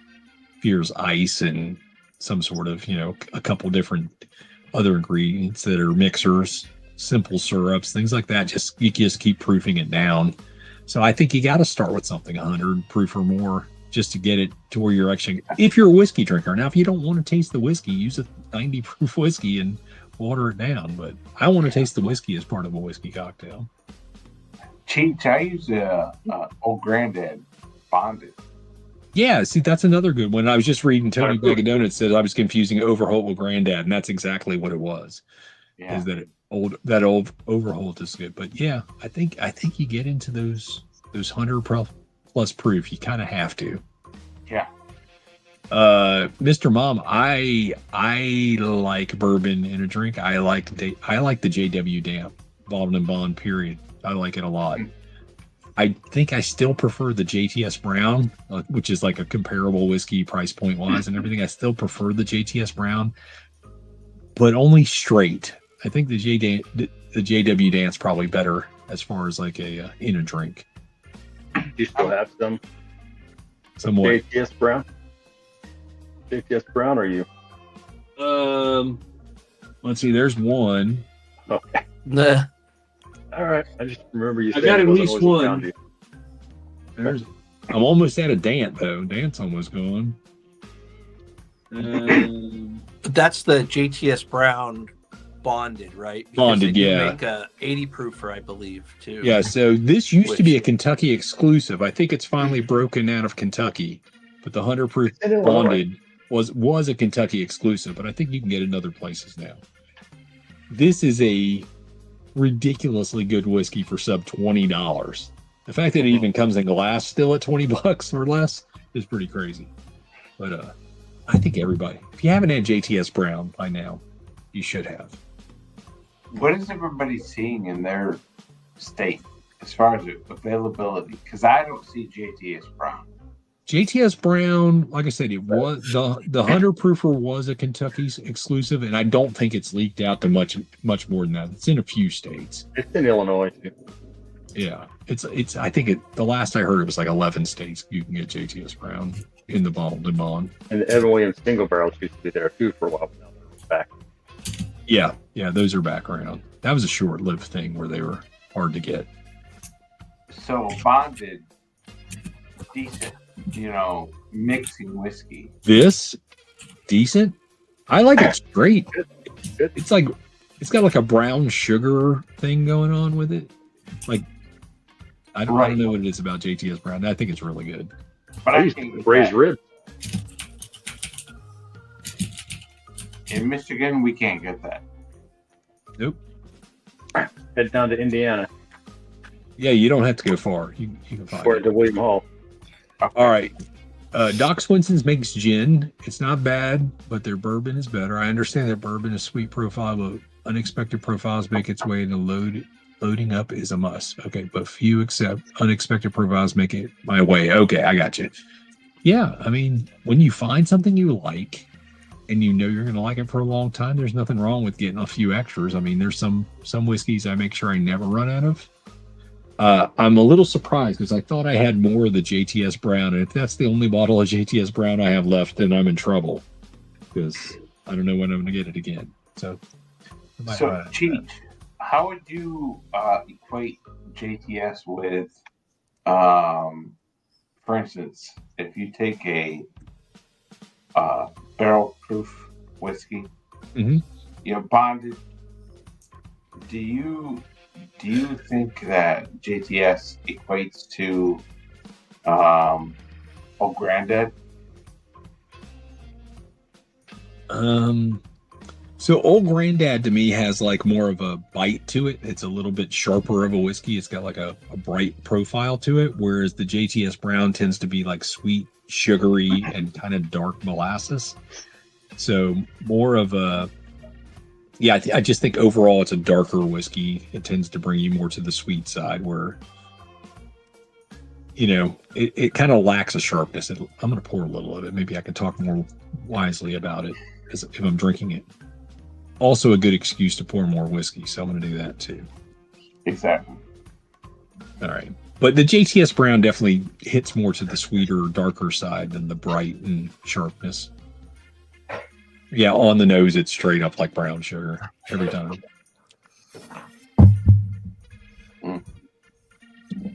Yeah, see, that's good whiskey. I don't know if that answered your question, Mark. How do they compare? I think if you compare the two of them, you'll find them to be pretty different, actually. Yeah, I can't get it here in Michigan. Yeah, that's the problem with where you are, buddy. You can't get it all. I mean, there's not one state that I can think of. Well, okay, maybe California. Sorry, you Californians, you guys do get everything. We don't get Cooper's Craft. We don't get JTS Brown. I have to get those in Oregon when I go up there to visit my family. Nobody gets everything. California's the closest to getting everything. Florida's pretty close behind California, but we still don't get it all. I wish we did. I wish everybody had access to everything. I have to get my Cooper's Craft as a gift. You have to get it as a gift? Yeah. Tennessee gets a lot of stuff. Tennessee does pretty good. Kentucky does all right. But they still don't get it all. Zach Jones, what are you doing, buddy? Good to see you, man. Let's see, how far behind am I? 12:26. That's only 6 minutes ago. I'm pretty much on time. That means Zach's still here. Cheers, buddy. Good to see you, Zach.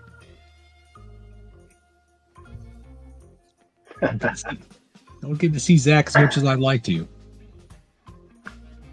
There you go. Pappy 23 and Sprite for a mixer. Yeah. Everybody does that. That's no, it's Elmer T. Lee with Sprite. That's what you got to do. Elmer with Sprite's probably pretty good. He said that's what you had to do. Oh, okay. I didn't see that.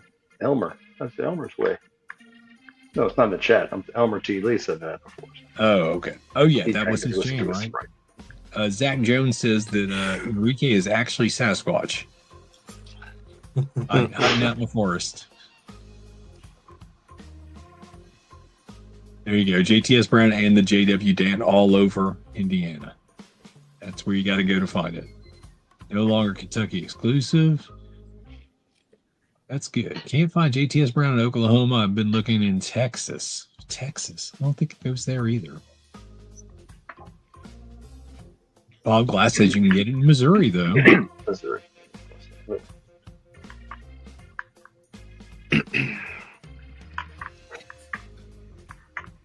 Well, let's just hope with the, what's the word we're going to use? We're going to use with the downturn in the popularity of whiskey, maybe some of the stuff that's been harder to find or been like relegated to certain states, maybe that stuff just loosens up a little bit more and the stuff you're looking for just becomes more available.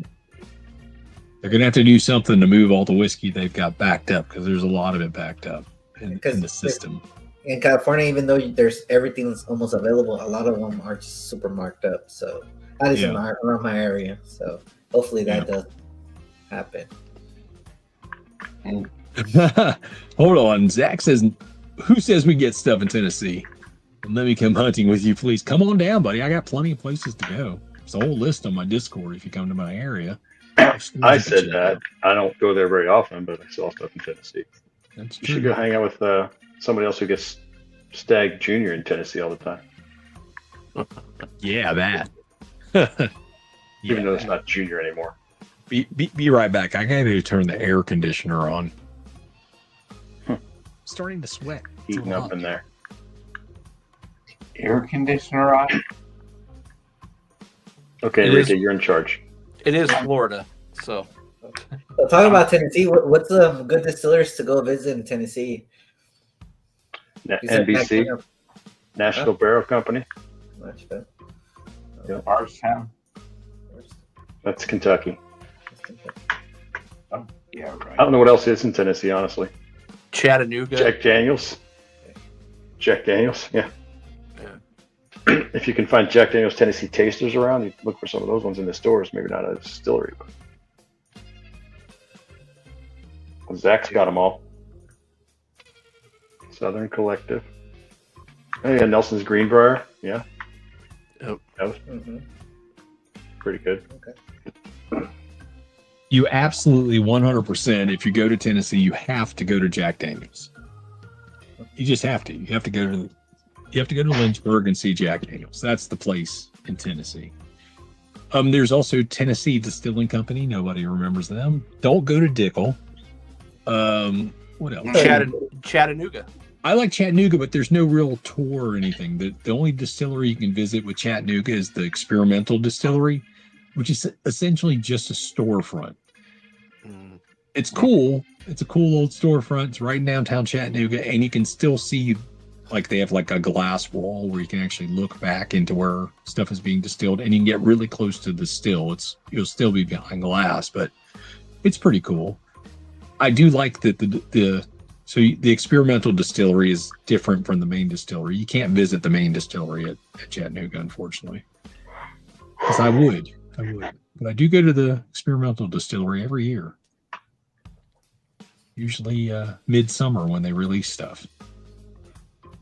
But that's a cool place. But I would say the must-see in Tennessee for distilleries is Jack Daniels. You have to go to Jack Daniels. Yeah. Lynchburg's a good day destination because once you're done with the distillery, you can go in the old town square. They got a bunch of shops and barbecue restaurants. And that's the thing is Jack Daniels Distillery is basically the town. The town is basically it's all kind of intertwined, and it's gigantic. I mean, it is a day-long trip. Just don't expect to buy whiskey while you're there. At Jack Daniels, why not? Because it's dry county. You can't buy alcohol in Lynchburg, Tennessee. Well, you have the White Rabbit gift shop. That's about as much as you're going to get. That's about it. Yeah, that's about it. But essentially, in that area, you're not able to buy alcohol. But at the distillery, can you not? I don't think so. You could buy products made with whiskey, but you can't buy whiskey itself. That's weird. Yeah. Well, southern towns. Steven says he goes to Jack Daniels once a month, 40 minutes. That's solid. I would be there that often too. Just saying. I'd be there that often. You can't buy whiskey. Jack Daniels says just remembered he doesn't have any JTS Brown, which he'll remember when you get back. Yeah, it's I poured some. It's really tasty. It's another one of those. Maybe I'll just do a cheap whiskey night because there's lots of good cheap whiskey out there. I'm probably going to crack this bottle here in a little bit. I haven't shown you what it is, but I'm going to crack open a bottle here in a minute. And it'll probably be the last pour I have tonight because I got stuff to do tomorrow.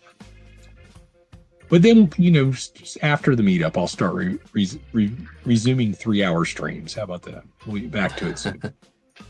All right. Mr. Mom said, first Tuesday press crack, just cracked my first 8 Overholt Mahunga Real Rye.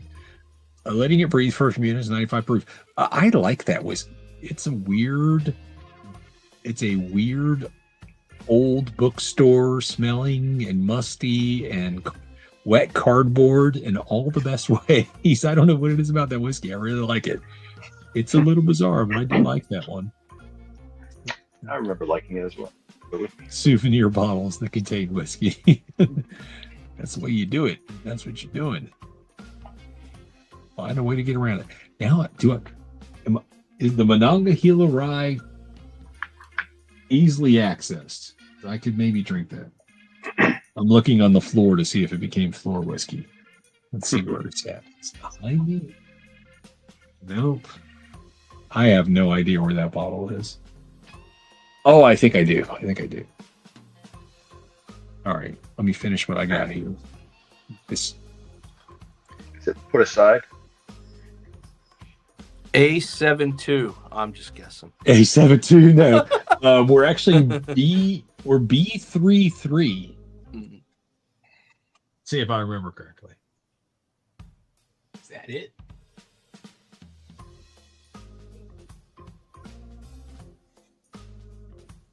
I'm impressed with myself. There it is. I'll drink a little of that. I like this one. You can never tell how much you drank in a bottle that's brown like that. But I'm probably just above the halfway point on this. So this is the A. Overholt Monongahela Rye, which is a throwback. It's like I guess it's an old recipe that they revived. That's my understanding. America. Yeah, here we go. This is 95 proof, I believe. I think that's what was said. Straight rye whiskey. Pennsylvania style, I guess is what this is. Oh yeah, see, I get this musty old bookstore smell on the nose, which I kind of like if you're a bibliophile and you're into old books like me. That's not a bad thing. Picking up a little dill on it tonight too, which I don't recall getting before. It is a very rye whiskey. Maybe a slight mint too. Interesting. Mint and a little dill. On the nose. All right. Cheers, everybody. Thanks for hanging out. I'm going to wrap this up. I'm still going to open another bottle. My last pour is going to be another bottle that I'm going to crack open just because I want to crack it open. I've had it for a while. So cheers, everyone. Mark, you've had this Monongahela Rye, right? You like it too? Is it? Do you get that same funky old bookstore, musty, wet? I don't really recall to call it an old bookstore, but it had that, like, I don't know, like a rye earthiness, perhaps, or something. Earthiness. That's a good way to put it. It definitely is. That was good in a good way.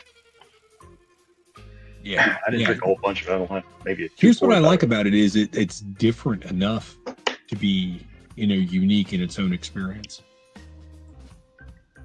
It's got a great mouth thing going on. The feel on it's great. There we go. Tom's basically saying what I was just thinking. It's unique and sometimes exactly what you want. Yeah. I like something that stands on its own. And I think this whiskey stands on it. I can't compare it to any other whiskey that I have. That's interesting though. To have a whiskey that's kind of different enough that you can't think of another whiskey that's even like it. It's a unique expression. That's a nice way to put it. Yeah, that's tasty and it smells good.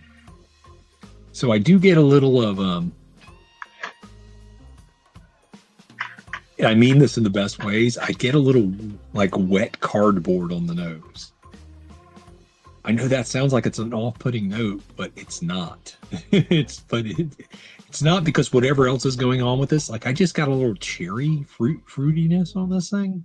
Did not expect that at all. Pretty good. Cheech is the only person I know that has applied the Dewey Decimal System to a bourbon collection. Props.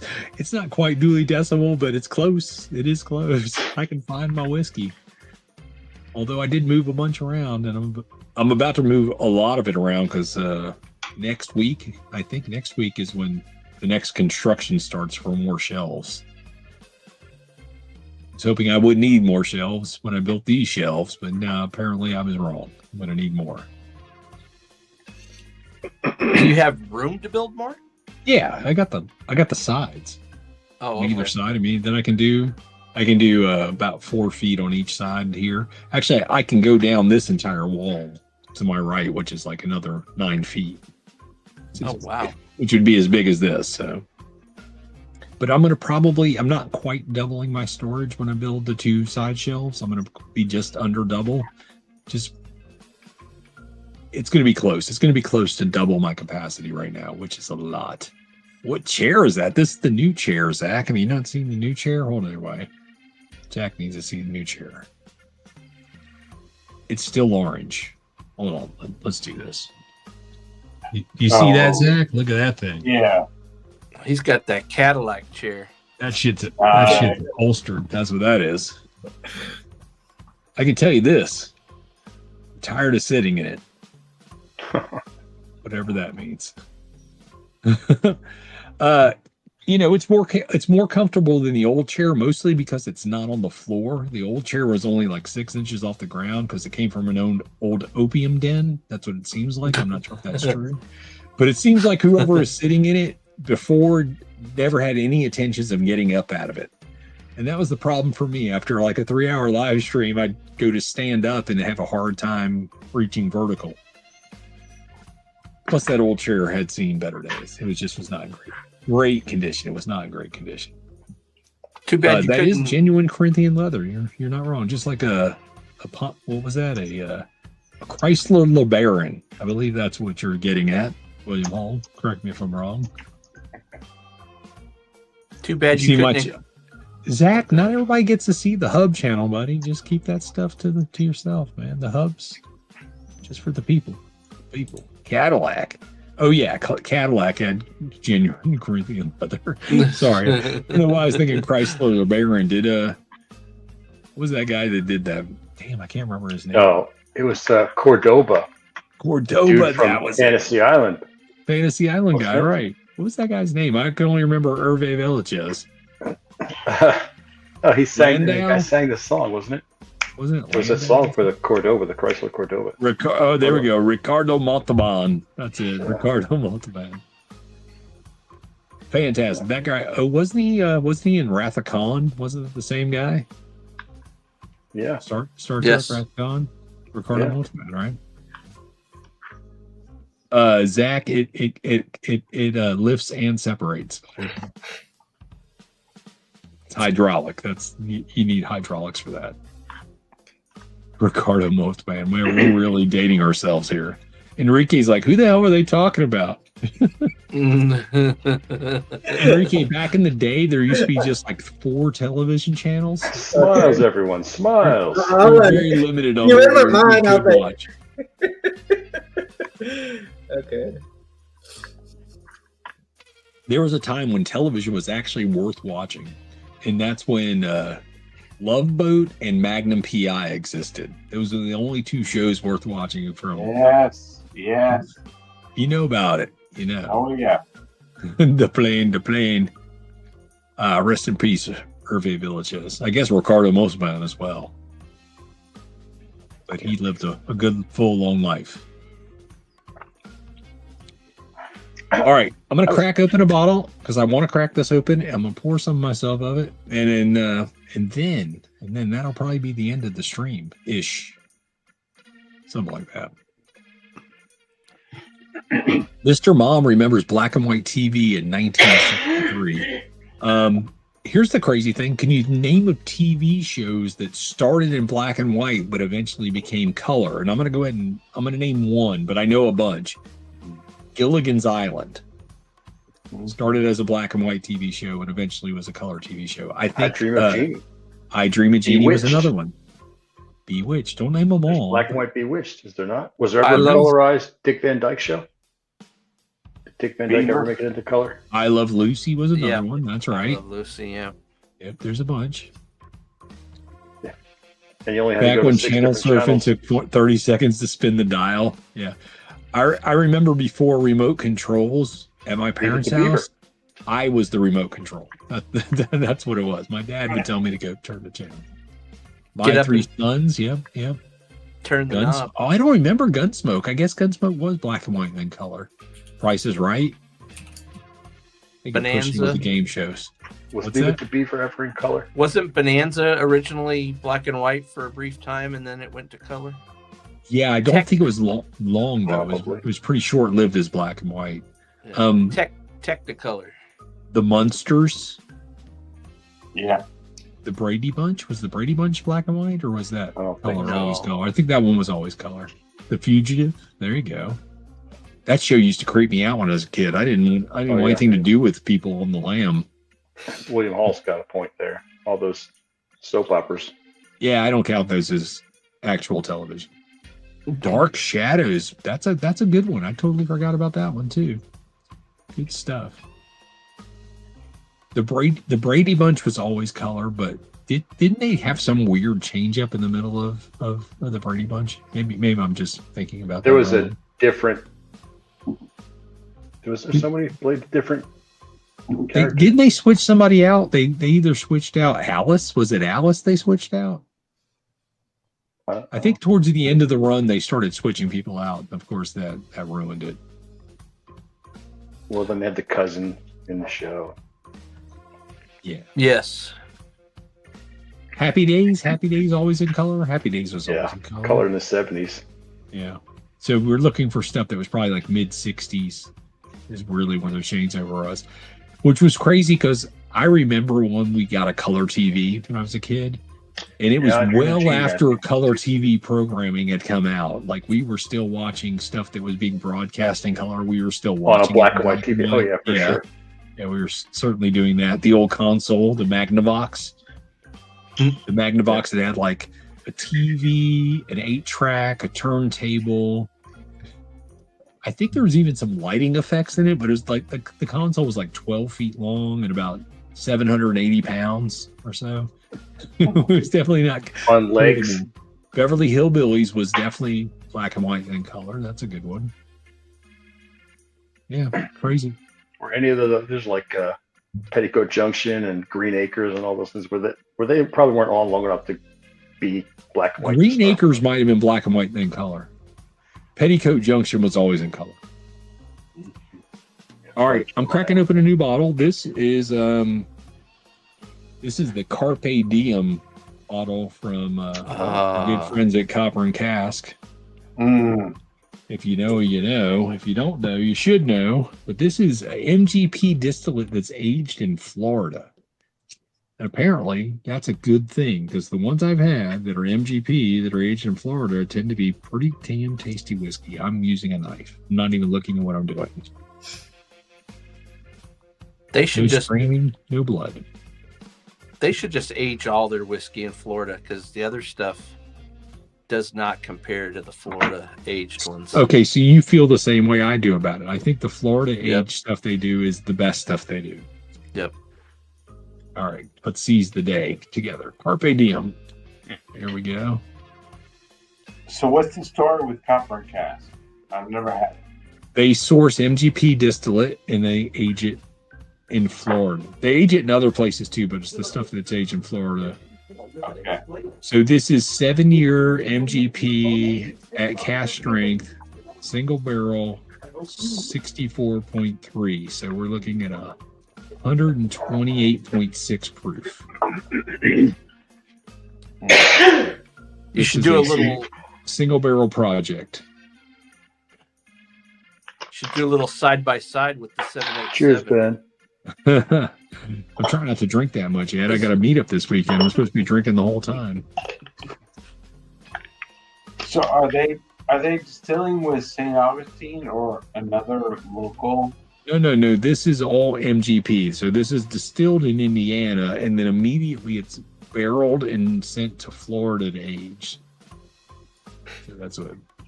It's a Rhode Island company William too. Hall, you know exactly why. Just saying. Carp sees the fish. This one's not Carpe Carp though; it's Carpe Diem. Let me give it a sniff. So I do have the flight. What is it? 737, 787. I have some of that left, but I don't think I want to do that side by side here because I just opened this up. But after this has been open for a while, I will do that, and I also have the other one. I don't know if you got this one, the Wet Kiss. I opened that a couple weeks ago. Yeah, I've got one or the other. I either have the Carpe Diem or the Wet Kiss. I don't think I have both. Okay, so I have both. the 787, but I don't have the. Well, here's the problem. Here's the problem with 787. There's the problem. You're about where I'm at on mine. Yeah, that's my problem with it. This is amazing. Amazing good. I'm hoping this is as good. As good would be nice. But we'll have to do those head to head another time. What's on the nose? That's really nice. Okay, so 7-year MGP. It's got a lot of char, a lot of barrel influence on the nose. Definitely a sweet oak. Some char, some tannins. Slight orange zest on the nose. It's not so bad. I get that on MGP a lot. Not much more than that. Some vanilla. Yeah, that orange peel comes through big time on that. This would probably be good in an old fashioned. Just saying. All right. Cheers, everybody. I'll have a sip of this. Cheers, everyone. Cheers. Hey, don't forget Ben. Bobby Bourbon Battalion now. What's up, Bobby? What's up, Cheech? You're here late in the game, buddy. I'm probably wrapping up pretty soon because I got a meetup this weekend. But it's good to see you, man. I was just still up and I saw you and I was like, "Hey, Cheech is out here." Yeah, buddy. Hope you're doing well. I am. How are you doing? Good, man. Good. Living life. Getting skinny. That's what I'm trying to do. Skinny and healthy are two different things. No, I'm getting healthier is the bigger thing. There you go. So here's the thing: is not to beat the dead horse, but I was in a car accident. I know that. Last March 23rd. So I'm coming up on a year. Yeah. So my goal was in a year to lose 50 pounds, which is considerable. If you know my size, I'm not a big person to begin with. So lose 50 pounds is considerable. So my goal weight it still is. I have not hit my goal yet. My goal weight by my birthday again, so at the end of March, is to lose 50 pounds. That was the idea. So my goal weight was 100. It still is 167 pounds, which is not much. Mother humper. Right. But I realized that's not 50 pounds. That's 60 pounds because I was 227. Yeah. So I'm only a couple of pounds. I'm only like 2 pounds away from losing 50 pounds. And by the end of March, it's to be 60 pounds if I actually am able to get to 167, which remains to be seen. That's a gigantic difference. I think I weighed that in 8th grade. I haven't weighed what I weigh today. So I weighed myself this morning. And I am at the last time I was at the weight that I'm at now, which is 180 and a half pounds. Was when I was 13 years old. Uh-huh. And I'm about to be 55. So you guys can do the math on that. It's been a while since I've weighed this. But it's more about the health side of things. I'm trying to be healthy. Everything's about the health side. The weight is just a way to gauge my progress is what it comes down to. But yeah, a lot. That's impressive. Good for you. Congrats. Good job. Yeah, but my tolerance for drinking has gone way the fuck down. Because the last time I saw you in person, Bobby, we were going drink for drink, and I definitely could not do that. Now you would drink me under the table. Yeah, I don't get me wrong, because it's funny because your weight goes up and down. I think it depends on like your muscle mass, how you are, and all that stuff, and then how if you give a shit or not. Because like when I first got into the game, before I had just lost a ton of weight when I first came on to YouTube. Right. I got really irritated and I was like, you know what, screw everybody. I'm just gonna do good for me. And then I did that, and then I just kind of like, you know what, I don't give a shit for a while. So now I'm on the way back down. Yeah. I didn't go back where I was, but I went up. So now I'm on the way back down. But mine's all more about just really health driven without losing muscle mass. Yeah, that's the big thing. I want to Same be thing able for me. to support my joints and still support everything. But at the same token, there's 167. So my lean muscle mass right now, if I was 0% body fat, would still be 228. So I'm not losing. You're a considerably larger person. Yeah, I'm a bigger dude. But that was because I was dumb and thought powerlifting was cool. Powerlifting is the dumbest thing I ever did in my life. Yeah, but you're a strong fella. You're a strong fella. I just look pretty. Right. Beautiful. He's probably a little taller too. I don't know. I don't know about that Bob. A little bit. Bobby's about 5'11". You know, I don't know if you see the insignia behind him, but they don't just lay. Yeah. I got to say hi to Andrew. I think I missed Andrew earlier when he came. Cheers to ASMR Whiskey, Andrew. Good to see you, buddy. Yeah. Cheers, Andrew. I'm sure I missed it. Yeah, I'm kind of like Mr. Mom, whatever there. So I just started. So I lost 32 pounds in the first month doing the carnivore. Mm-hmm. And the crazy thing was, like, I had a nutritionalist the first time I lost. I lost 134 pounds the first time I did it. But I did like a nutritionalist thing, which was really good. Everything was really good. That's a lot of weight. Yeah. So this time I was like, well, I don't need to lose that much. I just need to lose, my goal is to, I think a really good healthy weight for me is like 250, so. Yeah, you can easily carry that though. Yeah. Your bigger frame and everything else. So. Yeah. So 250 is a really good weight for me. And so I kind of so I'm on my way back down. But I did something different. I wanted to try the carnivore to jumpstart or decide if I wanted to do that for real. Yeah. So I was pretty shocked. This last Sunday was the first 30 days, and I lost 32.4 in the first month. Yeah, that's solid. Jeez, good for you, man. And that isn't from dieting. That's straight carnivore. Let me tell you, that's a lot of fucking meat. Yeah. I'm speaking my language, Bobby. Yeah. You had me at meat. My breakfast was 6 eggs and 6 pieces of bacon every morning. Yeah, I eat 60 eggs a week, so. Yeah, and we did, I think me and my wife on average was averaging about 10 pounds of steak a week. Yeah. Well, which is she probably had 3 of that. That's a diet of a lion. You're eating like a lion. That's what that is. I gotta say, cheers to Short and Stout beer reviews in the house. Cheers to you, buddy. I missed a couple people. I just want to make sure I don't miss people. Cheers, everyone. I'm getting off, guys. See you guys next time after the meetup, I guess. Enrique, we'll make sure we all vote and find out what the best pour is, and we'll make sure you get somebody. All right, thank you. Good night, everyone. All right, man. Have a good night. Night. Yeah.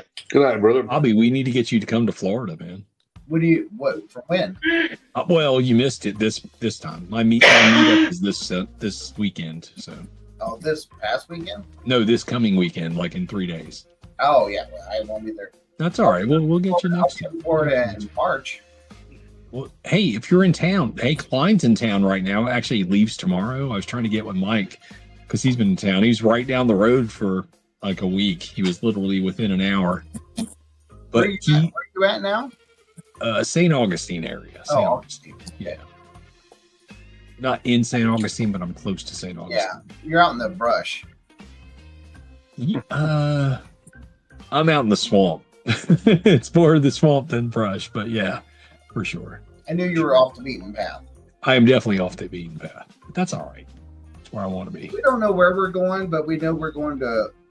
The wife wants to go down to Florida for spring break. Yeah. And I was like, I don't care. Just figure out where you want to go. Listen, if you're in any place other than Miami, I'll come see you. Yeah, we won't be in Miami. But if you're in Miami, I'll send my friend to see you. Yeah, we don't go to Miami. Been to Miami, overrated. Don't really care for it. There's some things in Miami I really like. Places that are okay. I just don't get there very much anymore. Yeah. But yeah, no, we'll. I'll let you know. Yeah, so it was like funny because I was on a HERF earlier.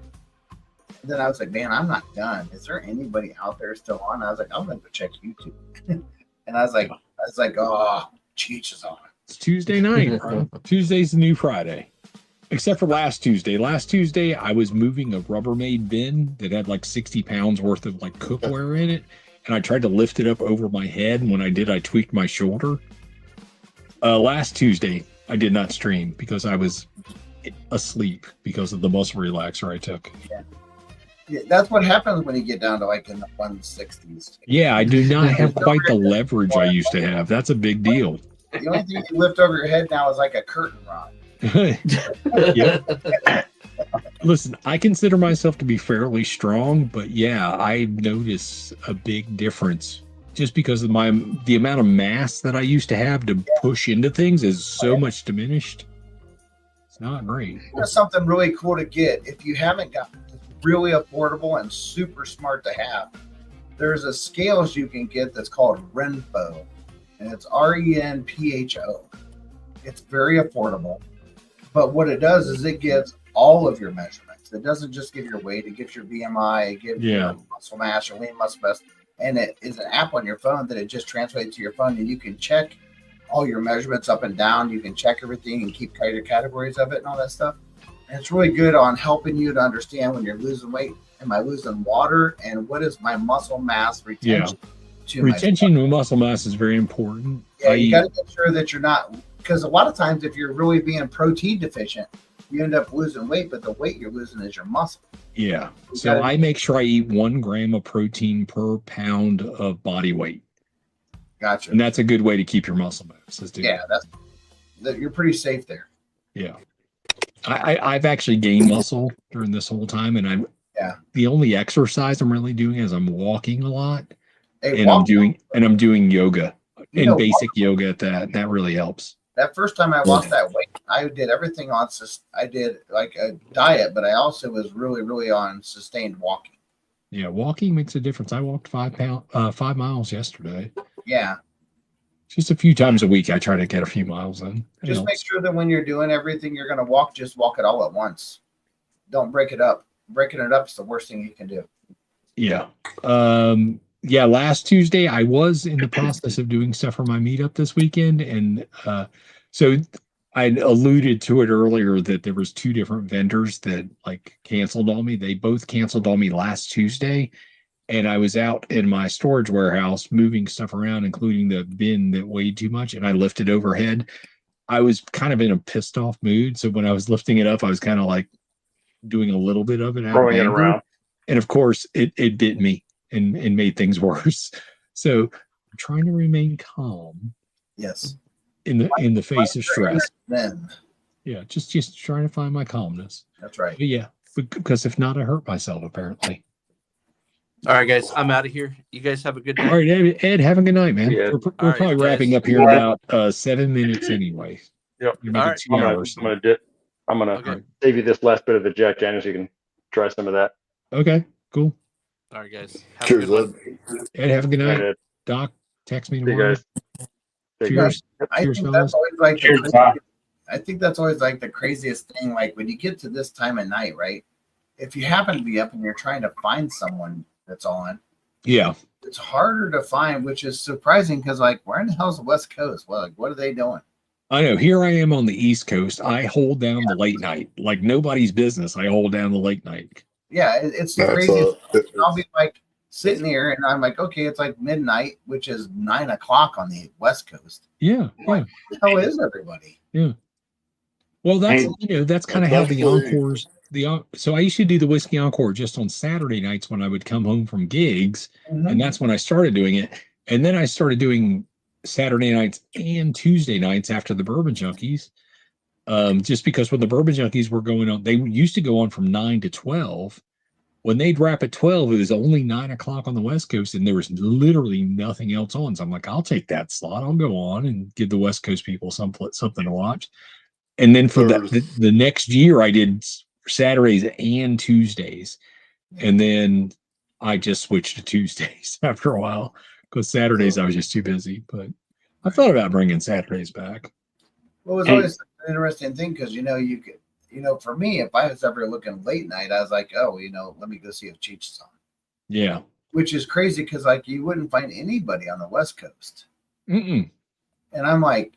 The craziest thing is the West Coasters, not bad mouthing anybody. They tend to go on earlier than the East Coasters, and then they wrap so early. I know. The fact that anybody on the East Coast, and I'm speaking specifically to me, the fact that I'm on later than anybody else on the West Coast doesn't make any sense to me. Well, it's not only on YouTube; it's Instagram too. Like, no. I'm talking across the board, broadcast television, whatever. The West Coast it's a lagging indicator. It just is not. All my platforms just to figure out, like on Instagram, because I have multiple different ones, and I was like, man, there's not a single soul live. I was like, what are you guys doing? Hey, cheers, Bobby. Hey, cheers, Mark. Thank you for your service. Oh, proud to do it, man. That's true. We appreciate it. I know Bobby. He's proud to do it. I tell you what, I'd sign up tomorrow if they told me they needed me. I don't know if you heard a few of the things that were said earlier today. You might be doing that. You know what? My thing is, hey, listen, if I'm called, I may not be as lean and mean, but I'm still a Marine. But you know what? If someone needs to be at the bottom of whatever to do business, you know what? I'm in. All right, hold on. I got to address what Tony Bagadonis is saying. He says, well, come on now. Vic streams for 7 hours every time. Kinda. He still raps early. And Cali is 1 hour behind. I'm in Arizona. It's 11 o'clock out here right now. Yeah. Where are you at in Arizona? Where am I at in Arizona? Close to Tucson or close to Phoenix? Close to Phoenix. Close to Phoenix. Yeah. I'll tell you, I'm in Mesa. One of my favorite cigar shops in America is in Yuma. You take the 310 to Yuma? Yeah, I just when I get out that way, I go down to Yuma to Son of a Gun, and Son of a Gun cigar shop is amazing. Catherine runs a great shop out there at Son of a Gun. I'm a Cigars Daily fan, big time. There you go. Orlando says, "Once a Marine, always a Marine." That's true. That's a fact. There's no ex-Marines. There's no such thing. No such thing as an ex-Marine. That's a fact. What is there? There's only 50,000 Marines at any given time, right? There's more than that. No, I think as far as active duty, I think it's limited to 50K. No, there's more than that. When I was at Camp, I love the motto. When I was at Camp Lejeune, I love the motto. When I was at Camp Lejeune, we had 44,000, and that doesn't count that you have Pendleton and all that stuff. Yeah, it's a lot more than that. Okay. Because we're always deployed. We're always deployed in every theater at all times. Oh yeah, trying to get shit done. No, we're there in case we had any shit done. Oh my goodness, Emily's hanging out. What's up, Emily? Saying happy birthday to Bobby. Bobby's your birthday? It was just recently, yeah. 45? Yep.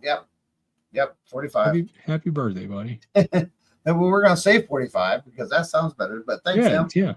I'm coming up on 55 in March, so yeah, I just turned 53. Cheers. I am older than Bobby. I know you guys find that hard to believe, but he has to respect his seniors, and that's me. That's right. You know, I always look up to my elder or look down to my elder. Actually, you have to look down on me, but because that's just I'm a small person. I respect my elders. Yeah. 50 here. So nice. There you go. Congratulations. Hey, speaking of 50, this week, he's probably sleeping now. We could talk about it. At my meetup, it's Slapshot's 50th birthday, and we got whiskey and all sorts of stuff from his birth year that we're going to be drinking.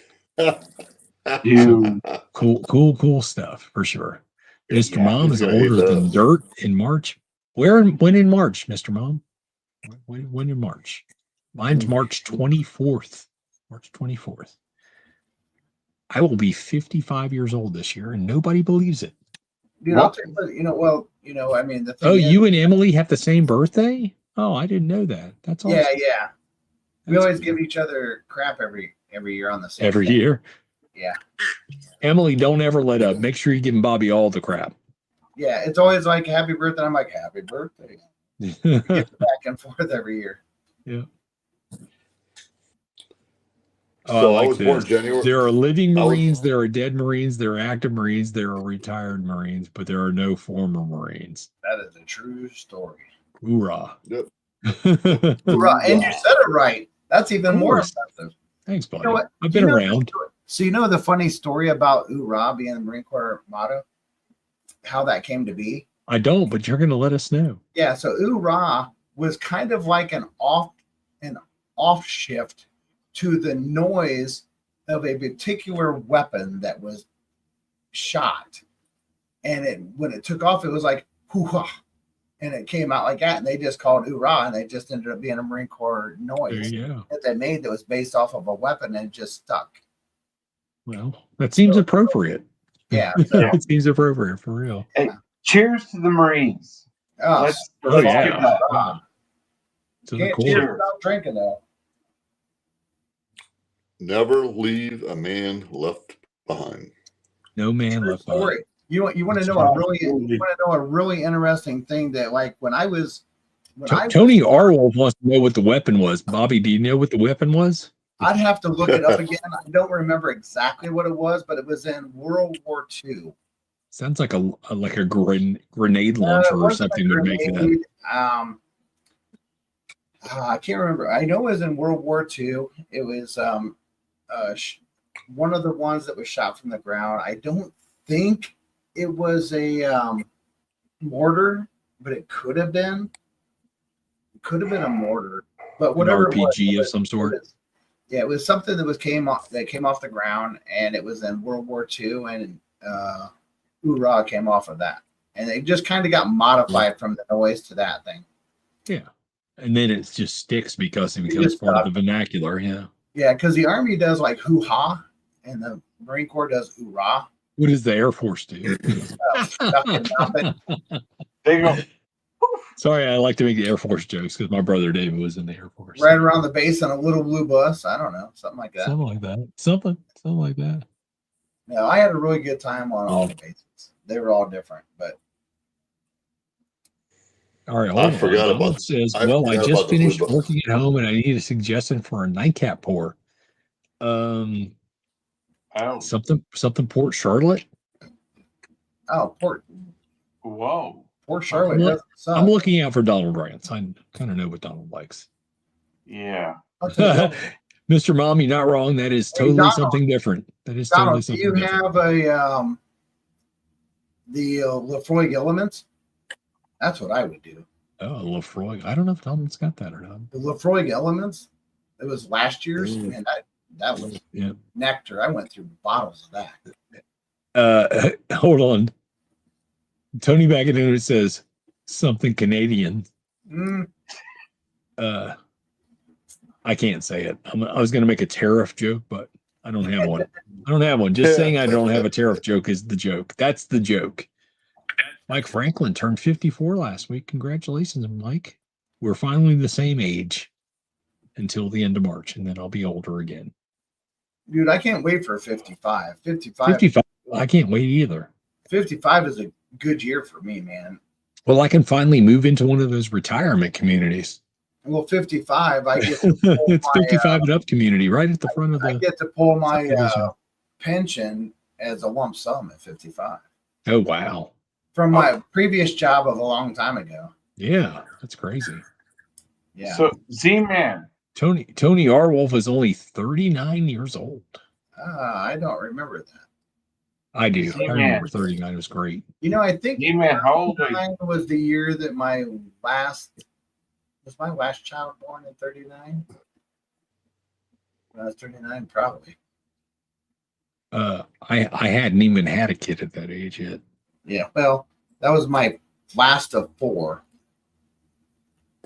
Wait, was I that? I think I was. I don't know. Then so I can't remember. It's probably best not to think about it. I know, right? That's a lot of math. Yeah. Not the hour to be mathing. Donald Rance is 42, going on 800. Hey, you know what?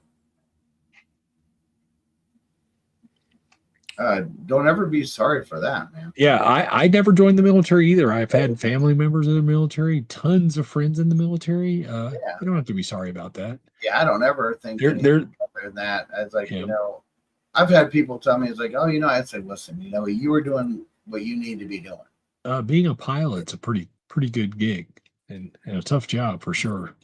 For sure. Turned 42 at the end of the month. 42 was a good year for me. That's the year that I found out I was going to be a father. That's how late in the game I was. Wow. But I can tell you this, from 42 to where I'm at now, life has gotten so much better. It's been solid. Whatever. Don't you whatever. Can't talk, man. Jesus Christ. Ed, you have I was born January 1st, 1966. Oh, nice. Yeah. There you go. New Year's, baby. I remember that, Ed. We were celebrating it this year. Yeah. Well, I missed the New Year's stream and we hung out. Me and Emily both are January 22nd. I missed the legal drinking age by 1 day here in Arizona. That's crazy. I remember my brother David got grandfathered in. His birthday December 29th. And like on January 1st, it switched to 21 years old, and he was 18 on January 29th, on December 29th. So like literally 2 days later, it switched to 21, but he was grandfathered in. He was already boozing it up for 3 days. He wasn't boozing it up. He wasn't much of a drinker, but he was definitely buying booze for me. Hey, same thing, right? Something similar. Yeah. My first drunk ever was Chikara plum wine. Do you guys know about Japanese plum wine? I didn't know. It was my first drunk. It was also my first major hangover. It was brutal. It was painful. Congratulations. Yeah, it was not great. Being a grandpa is the best. Yeah, I'm a long way away from that, luckily. Yeah, well, he was saying he became one in last year. Yeah. Well, my daughter just turned 12, so I got a while to go. Yeah. I got a late start. It's okay. Yeah, there's nothing wrong with that. I wouldn't laugh at you. I'm just thinking like she's 6 years older than my grandson. Yeah. Cherry brandy, that's a rough drunk for sure. That's for sure. Donald got rejected from the Royal Canadian Navy due to medical reasons over 20 years ago, but now I could get in. Yeah, well, the standards change over the years. Never too late to serve, Donald. Yeah, Donald, get on in there, buddy. The only combative side of Canada is the United States. Or you know what? If you wait a year or two, who knows? You might be able to join the U.S. military. All right, fellas, I got to shut this down just because I got so much stuff to do. I got meetup stuff to do. I still got my regular life stuff to do. Boo, life stuff sucks. Exactly. Hey, right. I'll see you guys next Tuesday if I survive my meetup. You know how meetups go. There's a lot of whiskey involved. I definitely know how meetups go. But the likelihood is I will see you guys on Tuesday of next week. Just remember, whatever Canada is the 51st state. That's correct. Isaiah's finally chiming in at the end of the night. What's up, Isaiah? Whatever you use to drink cheats, drink half. Whatever I usually drink half. Yeah, that's what I've been doing. Yeah. It kind of works out. Yeah. I'm not half the man I used to be, but I'm certainly 1/3 less the man I used to be. Yeah, but I think it ends up being half at a certain amount of weight loss or whatever. Yeah. Based on whatever. No, I'll be the first to admit the thing that I notice most from dropping weight is my tolerance for drinking. Because if you just look at a stream from a little over a year ago before I started losing weight, I'm pounding alcohol and I'm hanging no problem. On a night like tonight, I've had like 4 ounces of whiskey total and I'm feeling it. It's pretty crazy. It's pretty crazy. Joe, the sample guy, chiming in great live. So great. Why don't you drop a super chat? Just kidding. I just say that shit every once in a while because it's funny. It just happened. Nice. Yep. They legalize MJ and 4 shots feel like 16. Well, Well, it was good to see you, Cheech. Yeah. Hey, thanks for jumping on, Bobby. I appreciate it. Ed, always good to see you. And Mark, thanks for jumping on, buddy. Appreciate you. It gets a little confusing when we have more than one marquee on, but you're the only one that's here now. That's what Cheech, you smoking cigars? I've been smoking a little bit more cigars lately just because I haven't been gigging for the last year, so I don't have to worry about the pipes as much. Text me your new address and stuff. Okay. Yeah, I'll send it. Yeah, send me a text. You got it. Same number. I got you, bud. I don't think anything's changed. I think I got everything for you. Yeah. Weird. I got a text from somebody I did not expect a text from.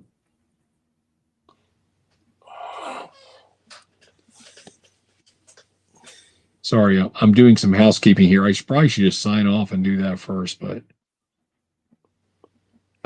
still the 7188. Yeah. Okay, got you. All right, yeah, I'll do that. Yeah, I'll send you. Have you had ours? I have not. No, I have not had yours. Yeah, I'll send you a couple of each. Okay, cool. All right, everybody. Hey, I'll see you guys next week. Anybody wants to hang out in the after party? I'll hang out for a couple minutes in the after party. I don't mean just 2, but a few minutes. I'll hang out for a little bit in the after party. If you're in the regular live chat and you want to just keep hanging out, you could hit the link at the top of the chat, and that'll bring you to the private chat. Pretty much the same thing, except for it won't be broadcast on YouTube. So you can say all the things you wanted to say that Cheech would normally kick you out for. Yeah, you could say anything you want in the after party, but not on the regular live. Yeah. Cheers, everybody. Cheers, you guys. What I got left? I got a little bit of this JTS Brown in this class. All right. Cheers, everybody. Have a good night. I'll see you guys next Tuesday. After my meetup, there might be stories. Just saying, there might be stories. Most likely. Cheers, everybody. Most likely there is. Cheers, everybody. Cheers.